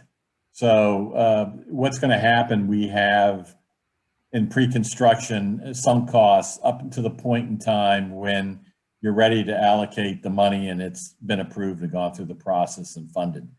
And so you'll match the total sum of our sunk costs day one And then the remainder will be matched 50-50 for the rest of the project. So let's assume that you fund August or September, and we've already spent 5 or 6 million on the project or more. You would match that 5 or 6 million with your initial payment, and then the remainder would be quarterly as we submit bills to you. We would pay half, you would pay half. Got it. Thank you for that. Any questions, anybody?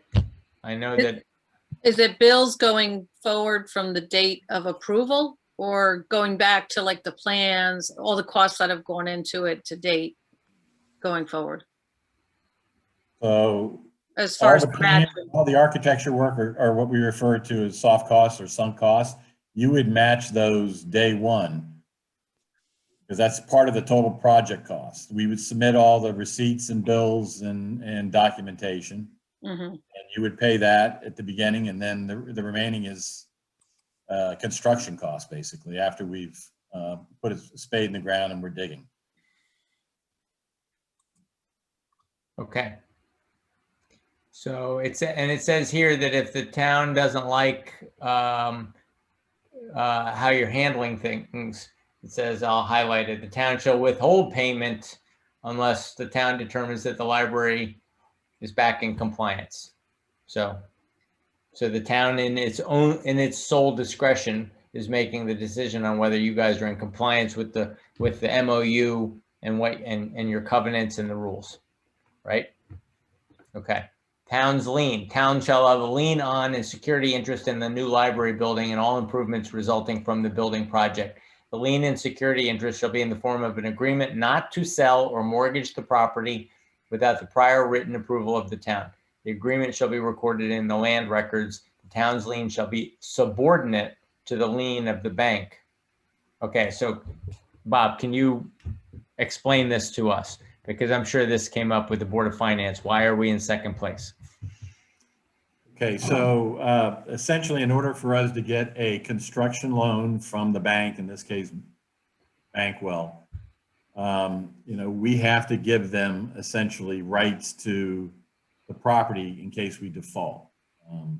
But they're going to do their due diligence across the board, do an appraisal on the property, the value of the property. They're going to do a due diligence on our fundraising capabilities, our cash on hand, and what our expense, burn rate is. And so they're going to get a comfort level that your 10 million combined with our cash on hand gets us to a certain part of the project. And then the remaining money in the construction loan will be enough to finish out the project should we not raise another nickel for the next couple of years. So the way the loan is structured, it would be a 5-year loan, interest only, if you will, in 2 years for the first start of the period. And then after that, it would be interest plus principal. But we would have the right for another 5 years to extend it out if we have to extend out our fundraising in the case of COVID or something else that happens. But, so it's essentially the bank doing their due diligence. But if there's a nuclear option or something happens and we can't fundraise or whatever occurs, in the end, the bank would, I'm sure, look to the town if there was no recourse with the library itself, right? We're a 501c3. Bob, on that point, is that part of the deal is they would give us the right of first refusal as they start to sell this thing if there was a nuclear option? Yeah, absolutely. And, I also think that, the bank, it's important to know that the bank is conditioning the loan on the 10 million grant to begin with. So it's one big circular event here, but, we're not going to get the loan unless, we're working in joint with the town to begin with. And because they look at this as both a library and a town project together. Does the lien stay in perpetuity? The town lien. Town lien stay in perpetuity. I believe it does. Yes. It gets paid back. But it's again, it's subordinate. I mean, we would Right, but anticipate that the bank loan would only be in place for a short period of time. I mean, it's designed to be a construction loan, not a permanent loan, as we discussed earlier. It's not a mortgage. So, we would anticipate paying down the loan plus interest in no longer than a 5-year period. But if we need to extend it for another 5 years and fundraise further, we could. correct, but once the loan is paid off, the lien from the town stays in place? It says that right here. You see it? It's basically, Christina, it's based on the $10 million. It's not a loan from the town and then they're released. That lien is forever, and you've heard him say it. I think that's interesting. So let's go through a worst case scenario, Bob. So I can just make sure I understand this. And in round numbers, the town contributes $10 million, and you've already gotten commitments for 17, call it $18 million, leaving 10 to go.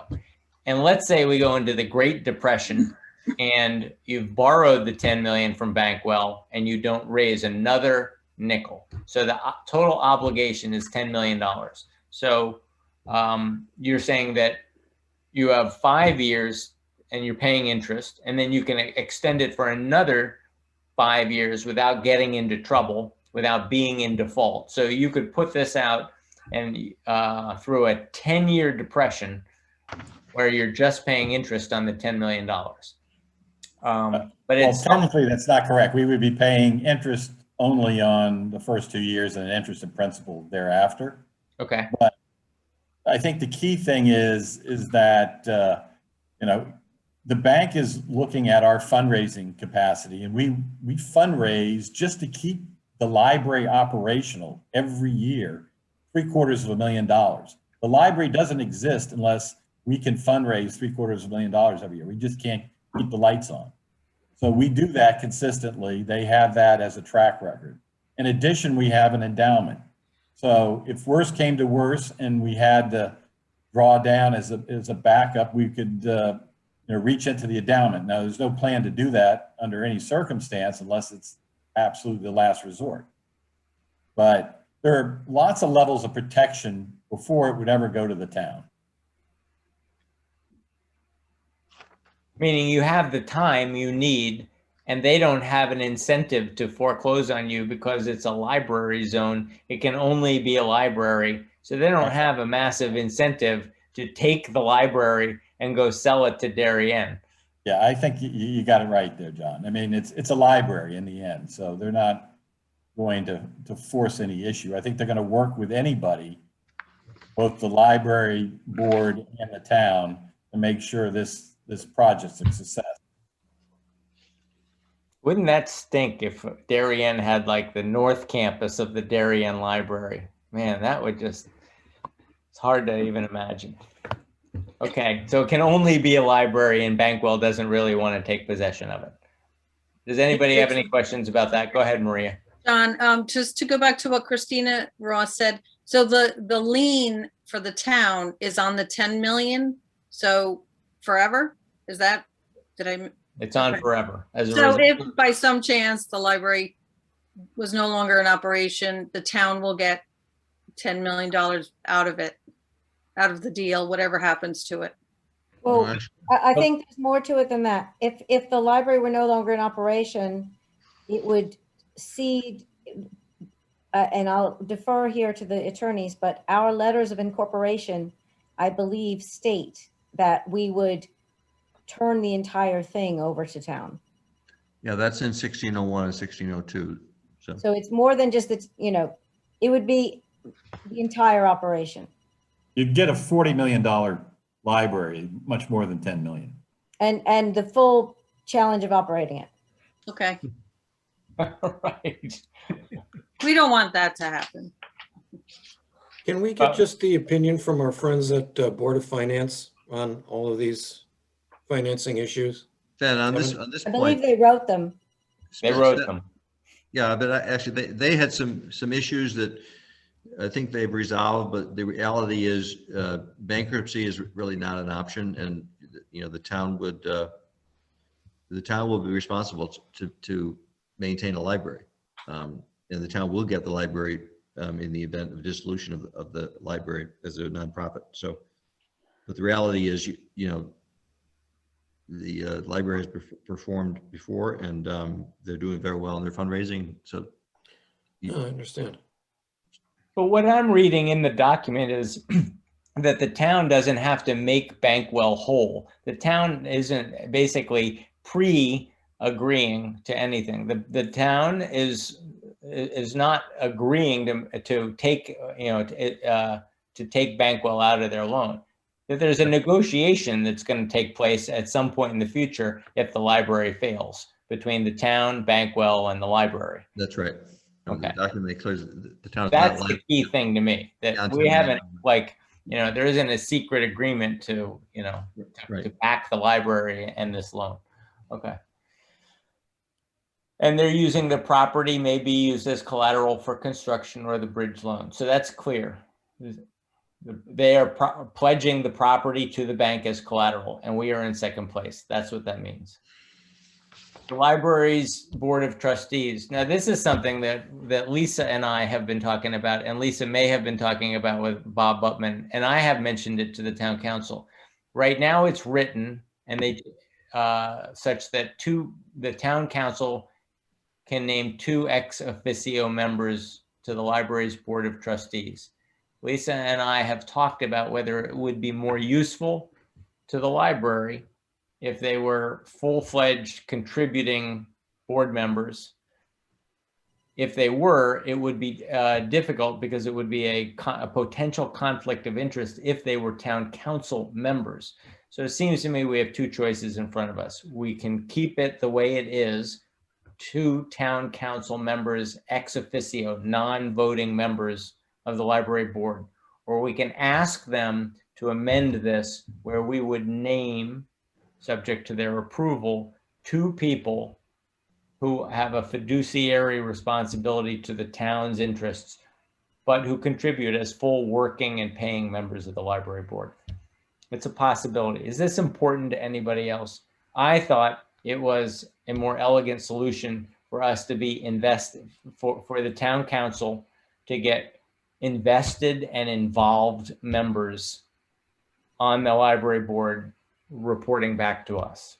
And I thought it was good for the library because they would actually have somebody who worked on their subcommittees, who, you know, and who contribute alongside their existing board members. There wouldn't be 2 classes of board member, the ex officio guys who just sit in the back of the room, you know, and observe versus, you know, being fully invested. How did I do, Lisa? Is that about it? What, that is your idea. Yes, that is the idea you expressed to me. Yes. Is that important to anybody else? I think it's a conflict of interest to ask for representation from town council and then make them be a contributing member. You can't serve 2 sides of the issue. They wouldn't be an elected official. They would be people named by us. For instance, just like we named financial professionals to the audit committee and professionals to our ethics committee, and they come and they report back to us once or twice a year, but they largely act independently. The most important thing is that they have a fiduciary interest, that the town's fiduciary interest comes first. Yes, but that doesn't happen if you have to financially contribute. Okay. And I think that from the standpoint that we support the library 70+% of their operating costs, we really need to have eyes out to see what is being planned and how it will impact our costs. How? That's the only reason. How and how much? Well, yeah, but what are you suggesting? Do you want the language to remain the way it is, or are you suggesting a change? No. I think it will remain the way it is. Okay. We all agree that we want, you know, representation. I just want to know if anybody wants to change the language that you see in front of us. Can I comment on it, John? My view is I think they should be full board members. And if we can't find anybody that's willing to be a full board member that is willing to represent the town as well, not as an elected official, That's our problem, but I think the library ought to want 2 full board members that are representing the town. I think that is a signal of working together, as opposed to we're the cops and they're trying to elude us. I mean, that's kind of what is through a lot of this. We're both concerned that we're not with each other. And I think that reaches across and says, look, we'd love 2 board members that are willing to give their money and also represent the town. And they can't be elected. That's okay. I got that. But I just think that's important. The other thing that I don't like about this is it goes away when the loan goes away. I don't like that at all. I mean, this ought to be an ongoing thing. And to me, it is bigger than this MOU over the building. I mean, I think we should be more of a team between ourselves and the library. Rich, you as a venture capitalist should also be supportive of representation on the board, because we are an investor in the project. And typically corporate boards have representatives on their boards that represent a portion of the financial commitment. You're exactly right. And I'm married to one. So, yeah. Yeah. So I mean, we're an investor in the library, and I think we have a fiduciary responsibility, to protect our investment. But my point is, I agree with you 100%. But my point is, the library ought to want us on the board. They ought to want some people that are representing the town and reporting back, that are willing to pay the bill and do it.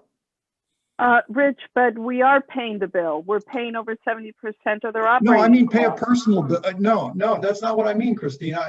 You're missing it. We are paying a bill, and you sound resentful of us paying a bill. I'm delighted we're paying a bill, and they're paying 30% of it.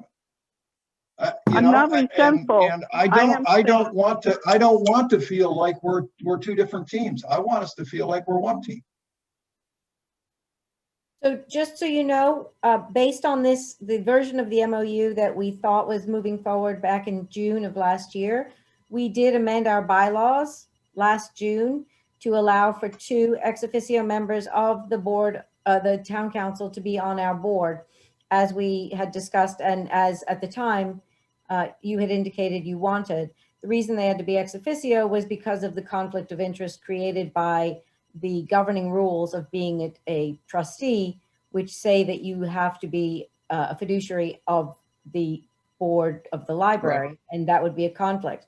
But we've absolutely changed our bylaws immediately when you asked us to, and made this particular clause feasible since almost a year ago. And Lisa, I think this is a vast improvement, quite frankly. I do like it, but I think it would be even better if there were 2 people that were actually on the board and felt a fiduciary responsibility to the town, but did not have a legal responsibility to the town. They were not elected. I think John's idea that we find a couple of people that are dedicated to the town and the library both. And I think that's possible. Penny's point makes it possible. I mean, people do that all the time. I'm on the board of a company of which we own a piece. So yes, it's the same thing. Hey, Rich, keep in mind, the Board of Finance has 2 liaisons that spend a lot of time on the library with the oversight financially. And then also, I think everybody who's a trustee of the library is dedicated to the town.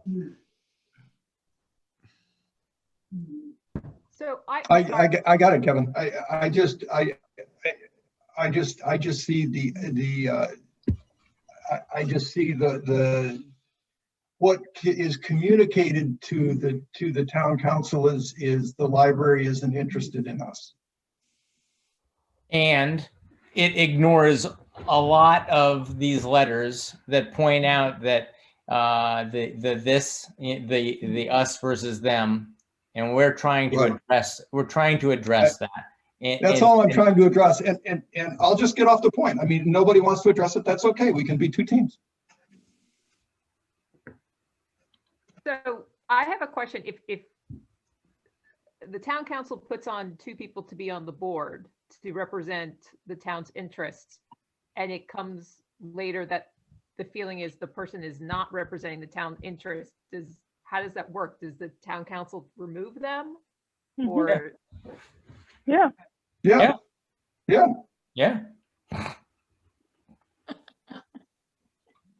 We need people who are actively, invested in the library, but who are going to report to us and tell us what we need to know and answer our questions. And, just like Steve and Mark are doing for us now.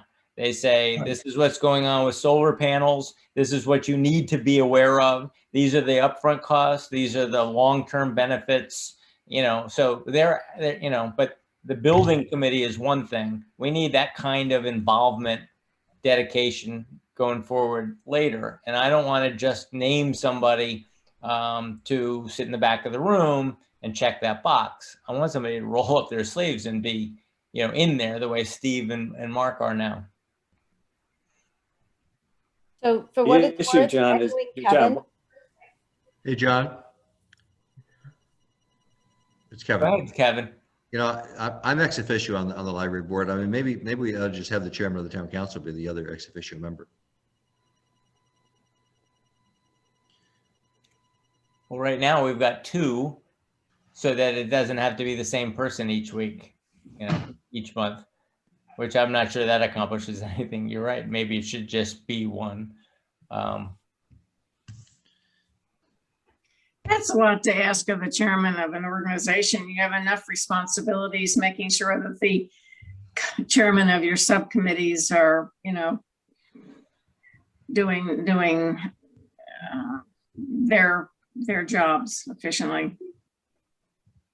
Keep in mind, guys, that the ethics committee and the audit committee, we started those 2 committees, but it's really the Board of Selectmen that places the candidates on those committees. They bring them to us, we approve them. And there's that's usually the way this works. So I'm not sure the town council can actually Steve, that's with respect to town bodies, town committees. Yeah. But this is an independent organization, so that wouldn't apply. The charter says only the selectmen can make appointments to town committees and boards and commissions.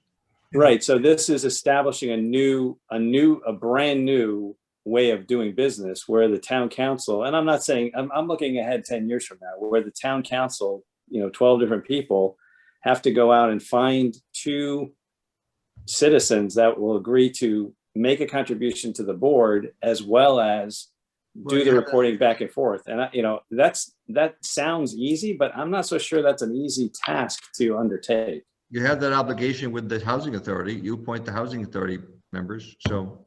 Yeah, that's true. But they don't have to pay anything to be on the committee. There is a difference.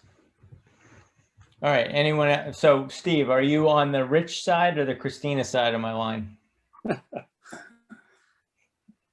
I'm gonna have to think about that, John, a little bit. I like the idea of the reporting. I always support that communication, but I also like what Kevin said, because the library budget goes before the Board of Selectmen. They look at it, then it goes to the Board of Finance, and they look at it, and then it comes to us and we look at it. And it gets, like every single budget, it gets torn apart every year.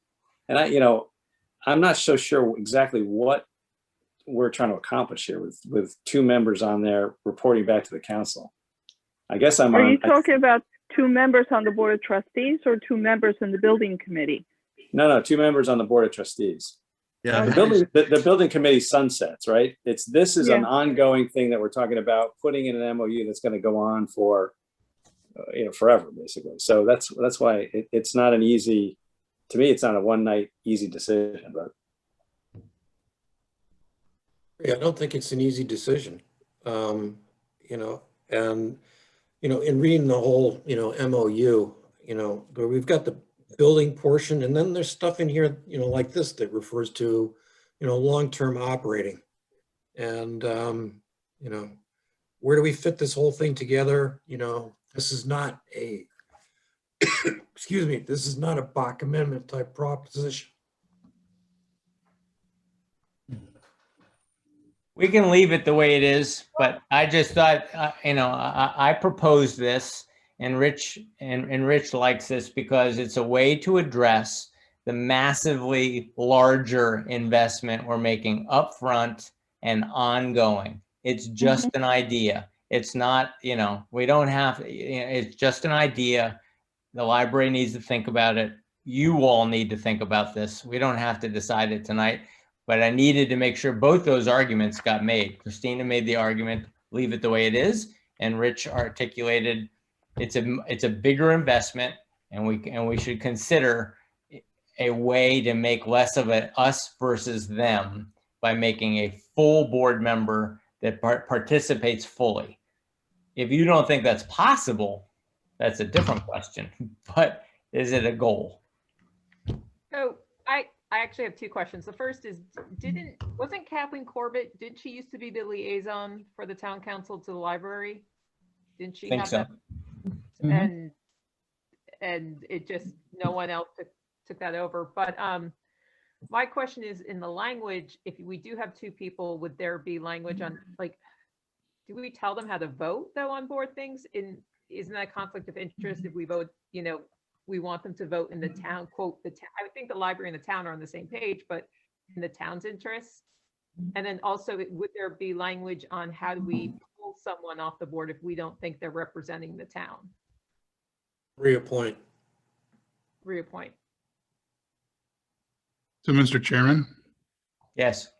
it's Brian Smith. I'm the new council, as Ted is stepping off, representing New Canaan Library. And I would just like to comment on this point that unlike, corporate entity, commercial corporate entities, because the library is a nonprofit, there is a duty under Connecticut law, and your own attorneys can confirm this, that they have to have the fiduciary duty owed to the board upon which they're serving in a nonprofit capacity. So there's no issue with the town council appointing even a full member, but to then try to have some sort of clawback if you don't, to suggest that the fiduciary duty is sort of split is a difficulty.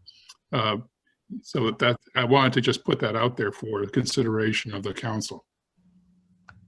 That is a very good point. I did not know that legally the fiduciary cannot be split for a nonprofit. Right. Got it. That's a good point. That's a On good that point. note, John, I think you should leave it as it is. Yeah. You Can I bring can't up- wear two hats. Can I bring up one point here that I want to make sure everybody really wants to leave it like it is, because this says these guys go away as soon as the certificate of occupancy is issued. So this is good for 2 years.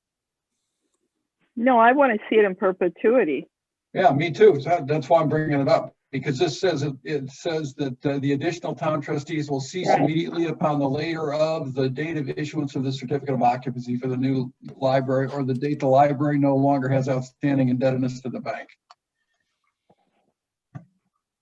Okay. Anybody disagree with Rich and Christina? Raise your hand.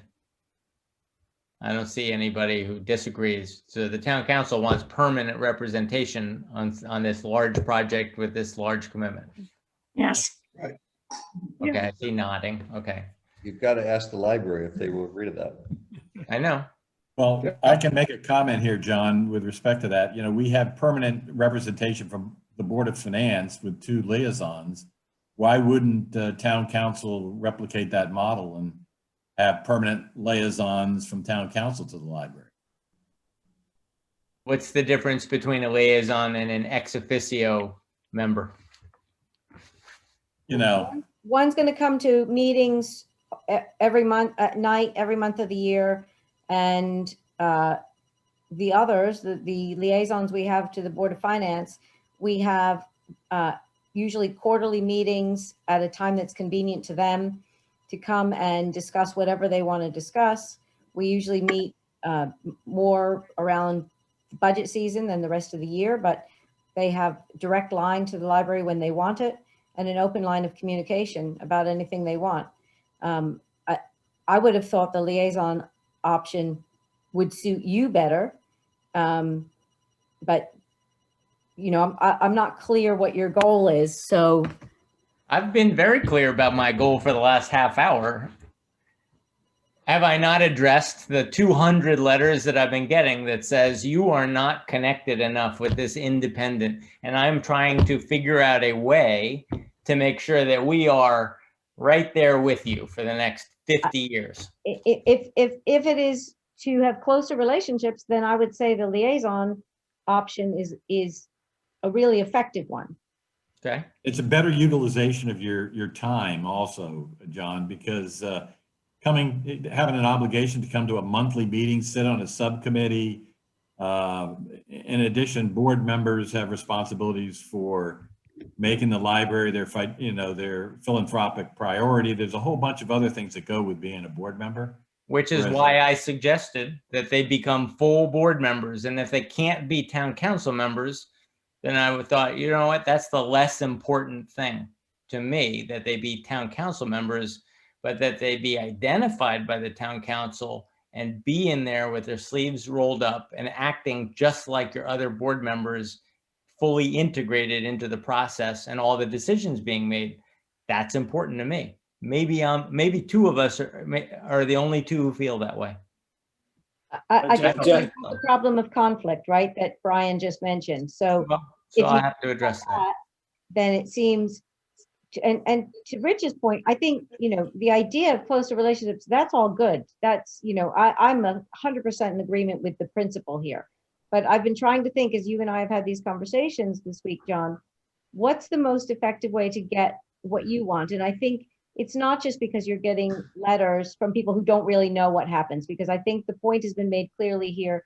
We do spend a lot of time together. I come and present to all the bodies at town every year, multiple times. There's open lines of communication back and forth. So it's just that those correspondents perhaps don't know that. But I think there's a real and valid reason that you would want to have closer relationships. And I think Rich is 100% right about that.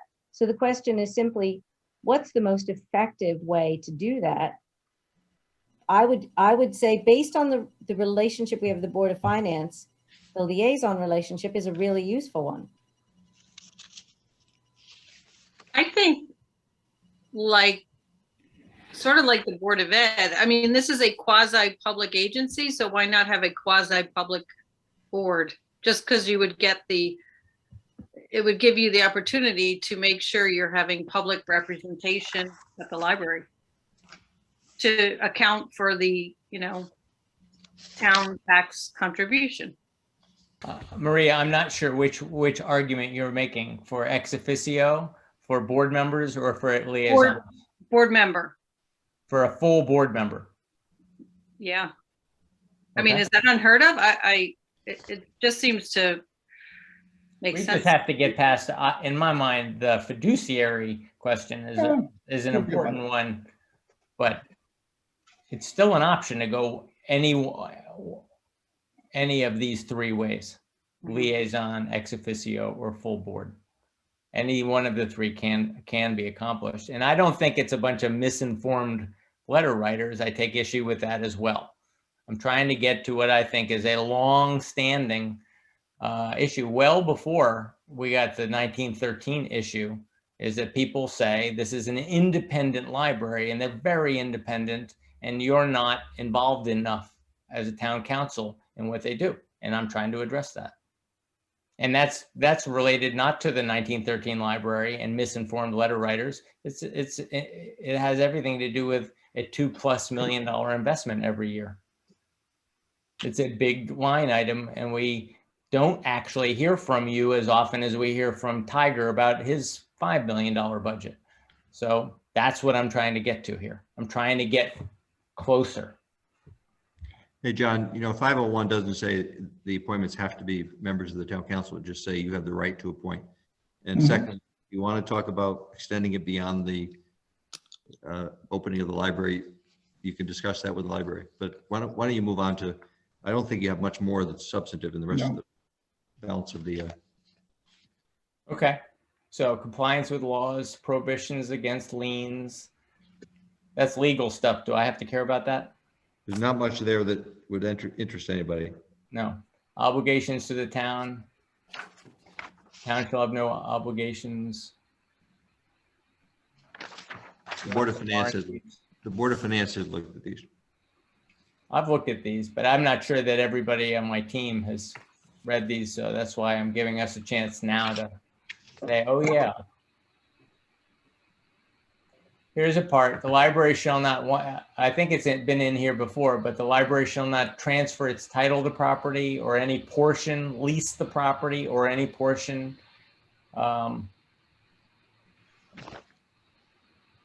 So I think because a lot of people are very worried about what happens in the future with the lawn. John, but just to go back to that paragraph, the library is talking about possibly leasing space to a coffee shop or somebody to provide that. So that's a lease. So are we preventing them from doing what they're planning to do already from the start? Yeah, that's a good question. Is the lease of the coffee shop in conflict with this paragraph? Other than in the ordinary course of the conduct of the library's affairs. That would be my answer. Okay. So if they were to rent the open space or whatever exterior space to Summer Theater or another theater organization, is that in conflict with this paragraph? I guess only if it's not consistent with the library's mission. They've already done that in the past, and P&Z has to approve a use like that outdoors. Okay. So that precludes the library engaging in a relationship with the preservationists for them to maintain in perpetuity the building. How so? Except upon written prior approval. Except upon written prior approval. Okay, got it. Got it. So they can't make business relationships with coffee shops or Summer Theater or anyone else except with written prior approval by the town. And only when it's consistent with their mission. Right. I think that's what it says. Right. Okay. Events of default. We've talked about what happens if they default tonight. The right to investigate. Remedies. And sign the agreement. What? Wait, John, at the bottom of page 11, yes. There's that discussion of term ending upon the completion of the project. No, it's not necessarily, it's inferred. How long is this contract or this memorandum of understanding good for? Because in certain places we say it's in perpetuity, but this agreement tends to say that upon the completion of the project, it's dissolved. Where do you see that? Rich brought it up before. I think it happens to be earlier. It's not in that paragraph. It's inferred. It's on page, I believe it's on page 13. No.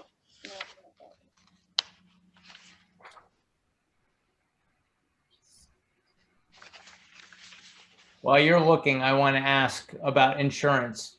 Ted said that there was an insurance change. Is this the paragraph? That'd be 15.02 is the paragraph, John. Yeah, it's up on the screen. So, and what change, what do we need to be aware of? There's 4 items in the third sentence, the 5th line. We've had this reviewed by our insurance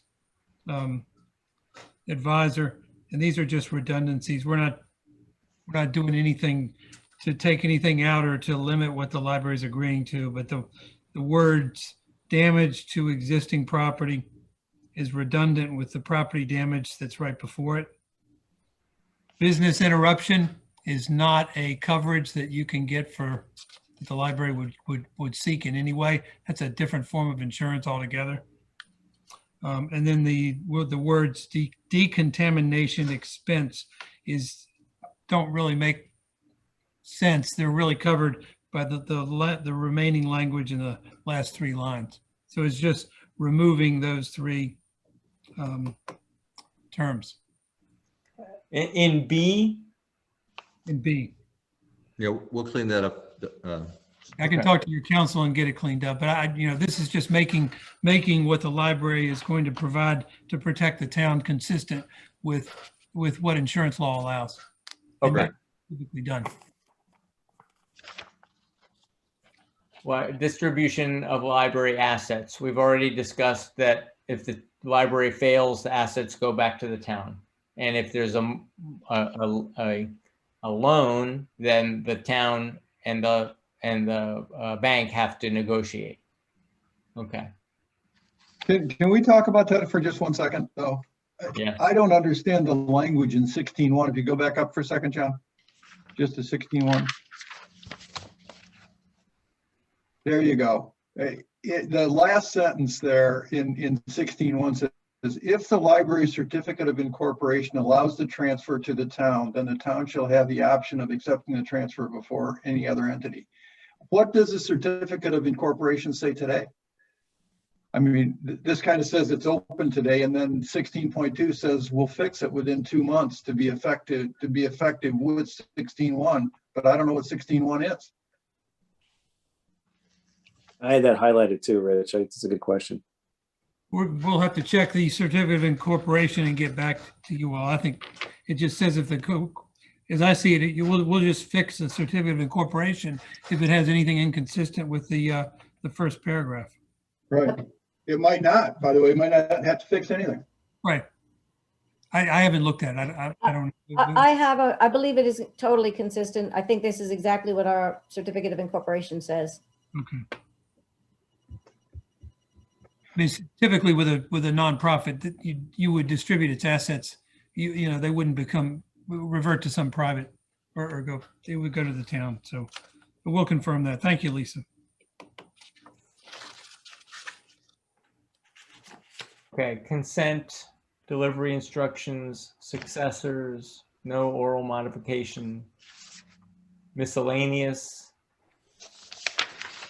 entire agreement, memo Okay, of so understanding. John, it's 22.01.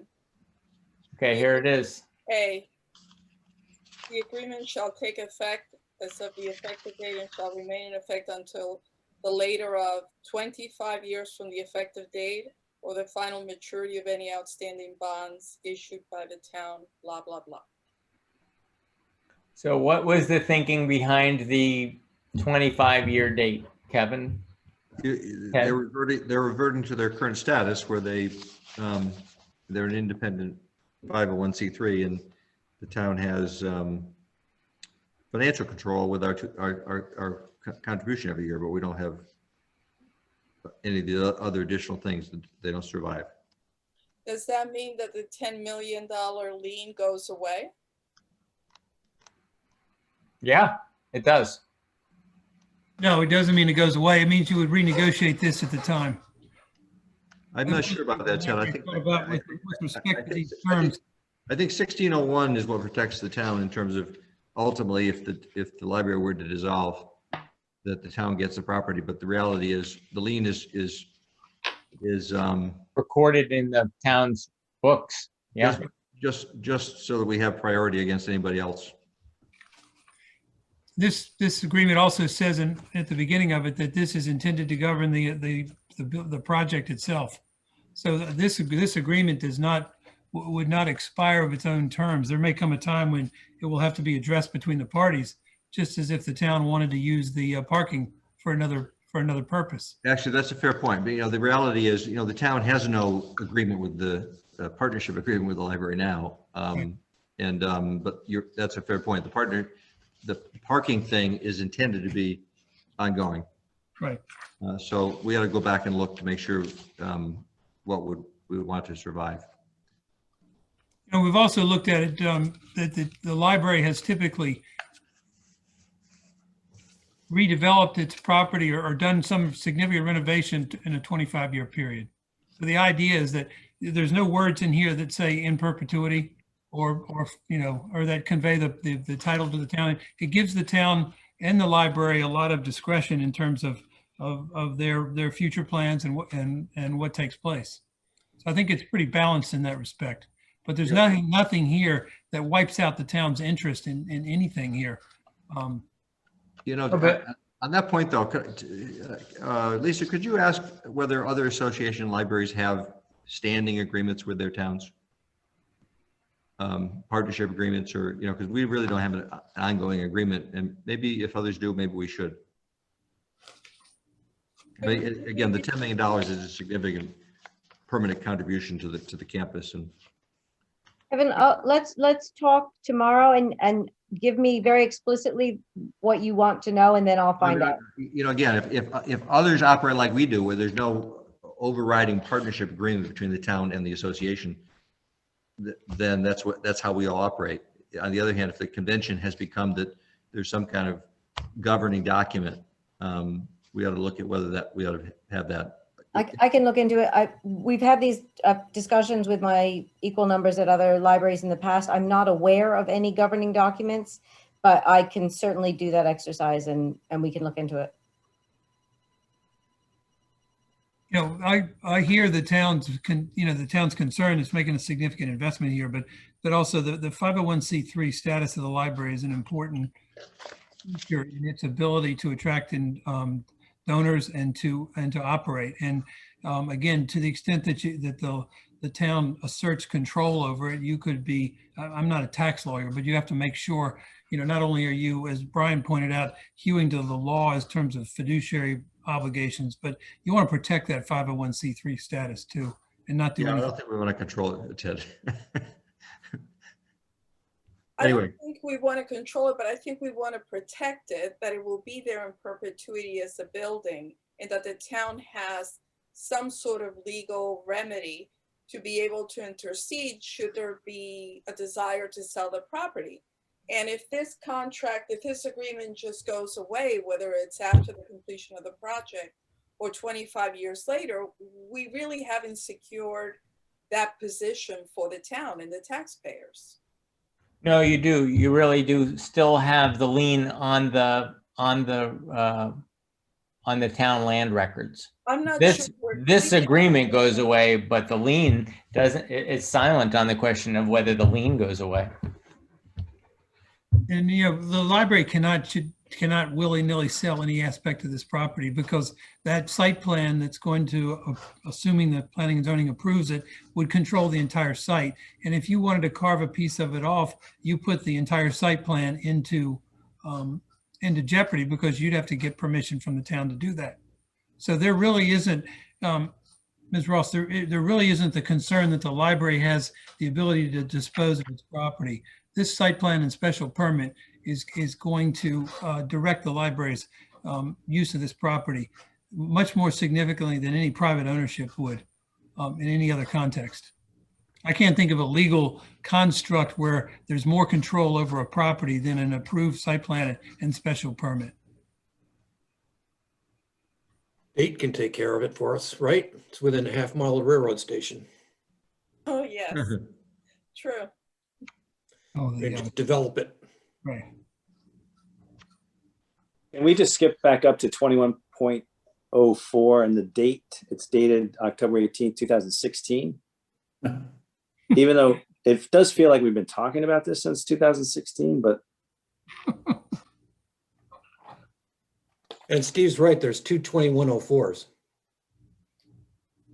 Yeah. Wait, I thought that they were referring to another memorandum of understanding. What Kevin was talking about, do we have like some long-standing memorandum of understanding? Are you saying that there is no October 18 document? No, that's the acquisition of the house on South Avenue. Got it. Okay. All right, so we'll clean that up too. But you're right. I mean, that is a dupe 2104. 2105. Good. So Kevin, just to clarify, Kevin, the 2104 that says the date has to stay in there based on an agreement that's an MOU that's existing on that particular piece of property. Right.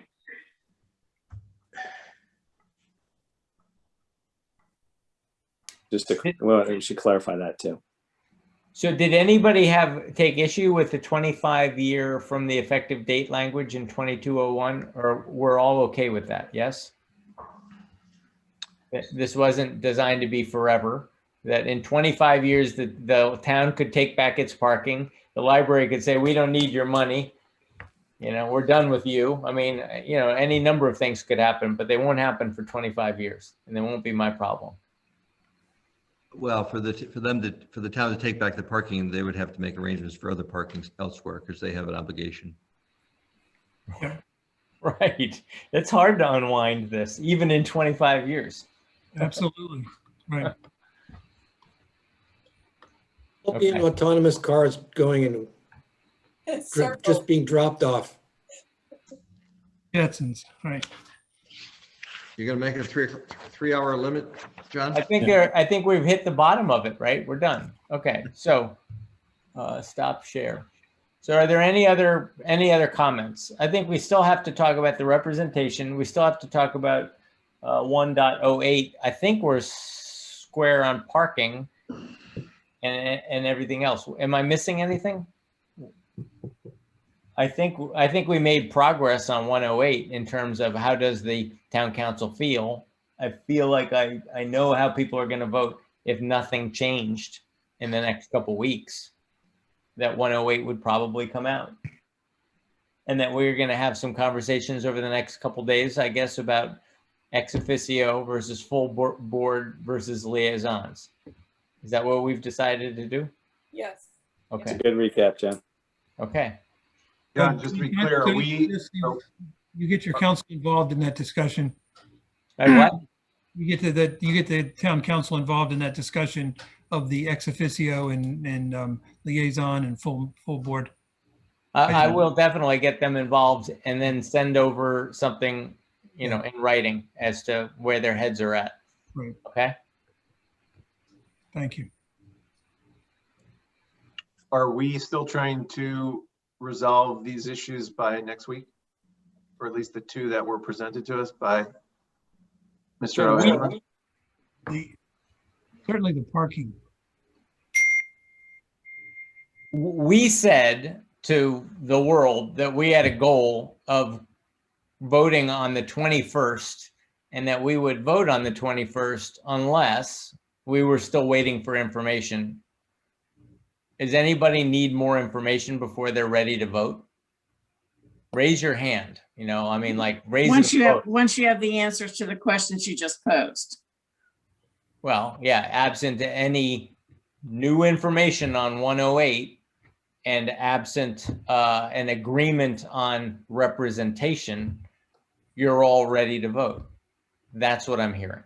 No, I think we have to wait to see what PNC does. Okay. This brings us back, right. That gets you back to Ted's point that in order. Back to the problem with, the legal problem. There'll be, guys, there's going to be a motion made to move this and we're going to vote on it. So you're going to have to make a decision. I mean, that's the way it's going to be because someone that's leading is going to make the motion and someone will second it that we need to make this decision. I don't know. Did everybody hear correctly tonight? Yeah. Hey, Ted, okay. I have another idea. You think that the town council has to approve the parking that's already been approved by the Board of Selectmen? That's correct. What if they just adopted a resolution saying we do not, we will not object to the parking as agreed by the Board of Selectmen? It's still, I think the approval is needed because the legal principle we're concerned with is meeting the requirements of the Planning and Zoning Commission that the library demonstrate it has parking in place for the site. If there's any uncertainty about it, it can't be related to a decision process over which Planning and Zoning does not control. That's the big bugaboo that we're working against here. Yeah, so you're implying that you think that the town council can overrule an action of the Board of Selectmen here, where if it was a lease, the town council has to do a lease. This is not a lease of property. But again, if there's another form that they could take, just consider that in terms of acknowledging that they could acknowledge and accept the action of the Board of Selectmen approving the parking arrangement. Well, I mean, we could talk to the council about that, but as I understand it, I'm not sure that the town council, the town's lawyers would agree that only the Board of Selectmen had the authority to approve this parking. Okay. My understanding is that it has to go to the town council, and therefore planning and zoning wants a firm parking solution as required by its regulations. Okay. Before it can, We'll take that up with Ira. I think the town council is inclined, if we can't meet our date on April 21st, to meet it shortly thereafter, meaning in the next couple weeks. So we're not willing to wait indefinitely for information or decisions by other bodies. We're going to make a decision in the next couple weeks, because it's not only P&Z dependencies, but there's also Board of Finance and an appropriation that has to go through a process. So, but that's going to be dependent on a firm plan approved by planning and zoning. Kevin, the issue with the town council is that I don't have the site, but it's that improvement, any town improvement language, and it suggests it's not limited to a conveyance of land or a disposition of property like the 824 language is for the statutes. It's sort of vaguely worded, but the argument is that this decision to allocate parking spaces to the library is would fall within the purview of that section of the town council of the town code. Okay. I get it. The Bach amendment. Yeah, it's about, Kevin and I raised that with you months ago, when we were talking about the library, the parking lot. Yeah. You're talking to Kevin. Yeah. That's the concern for the town council's decision, Kevin. Gotcha.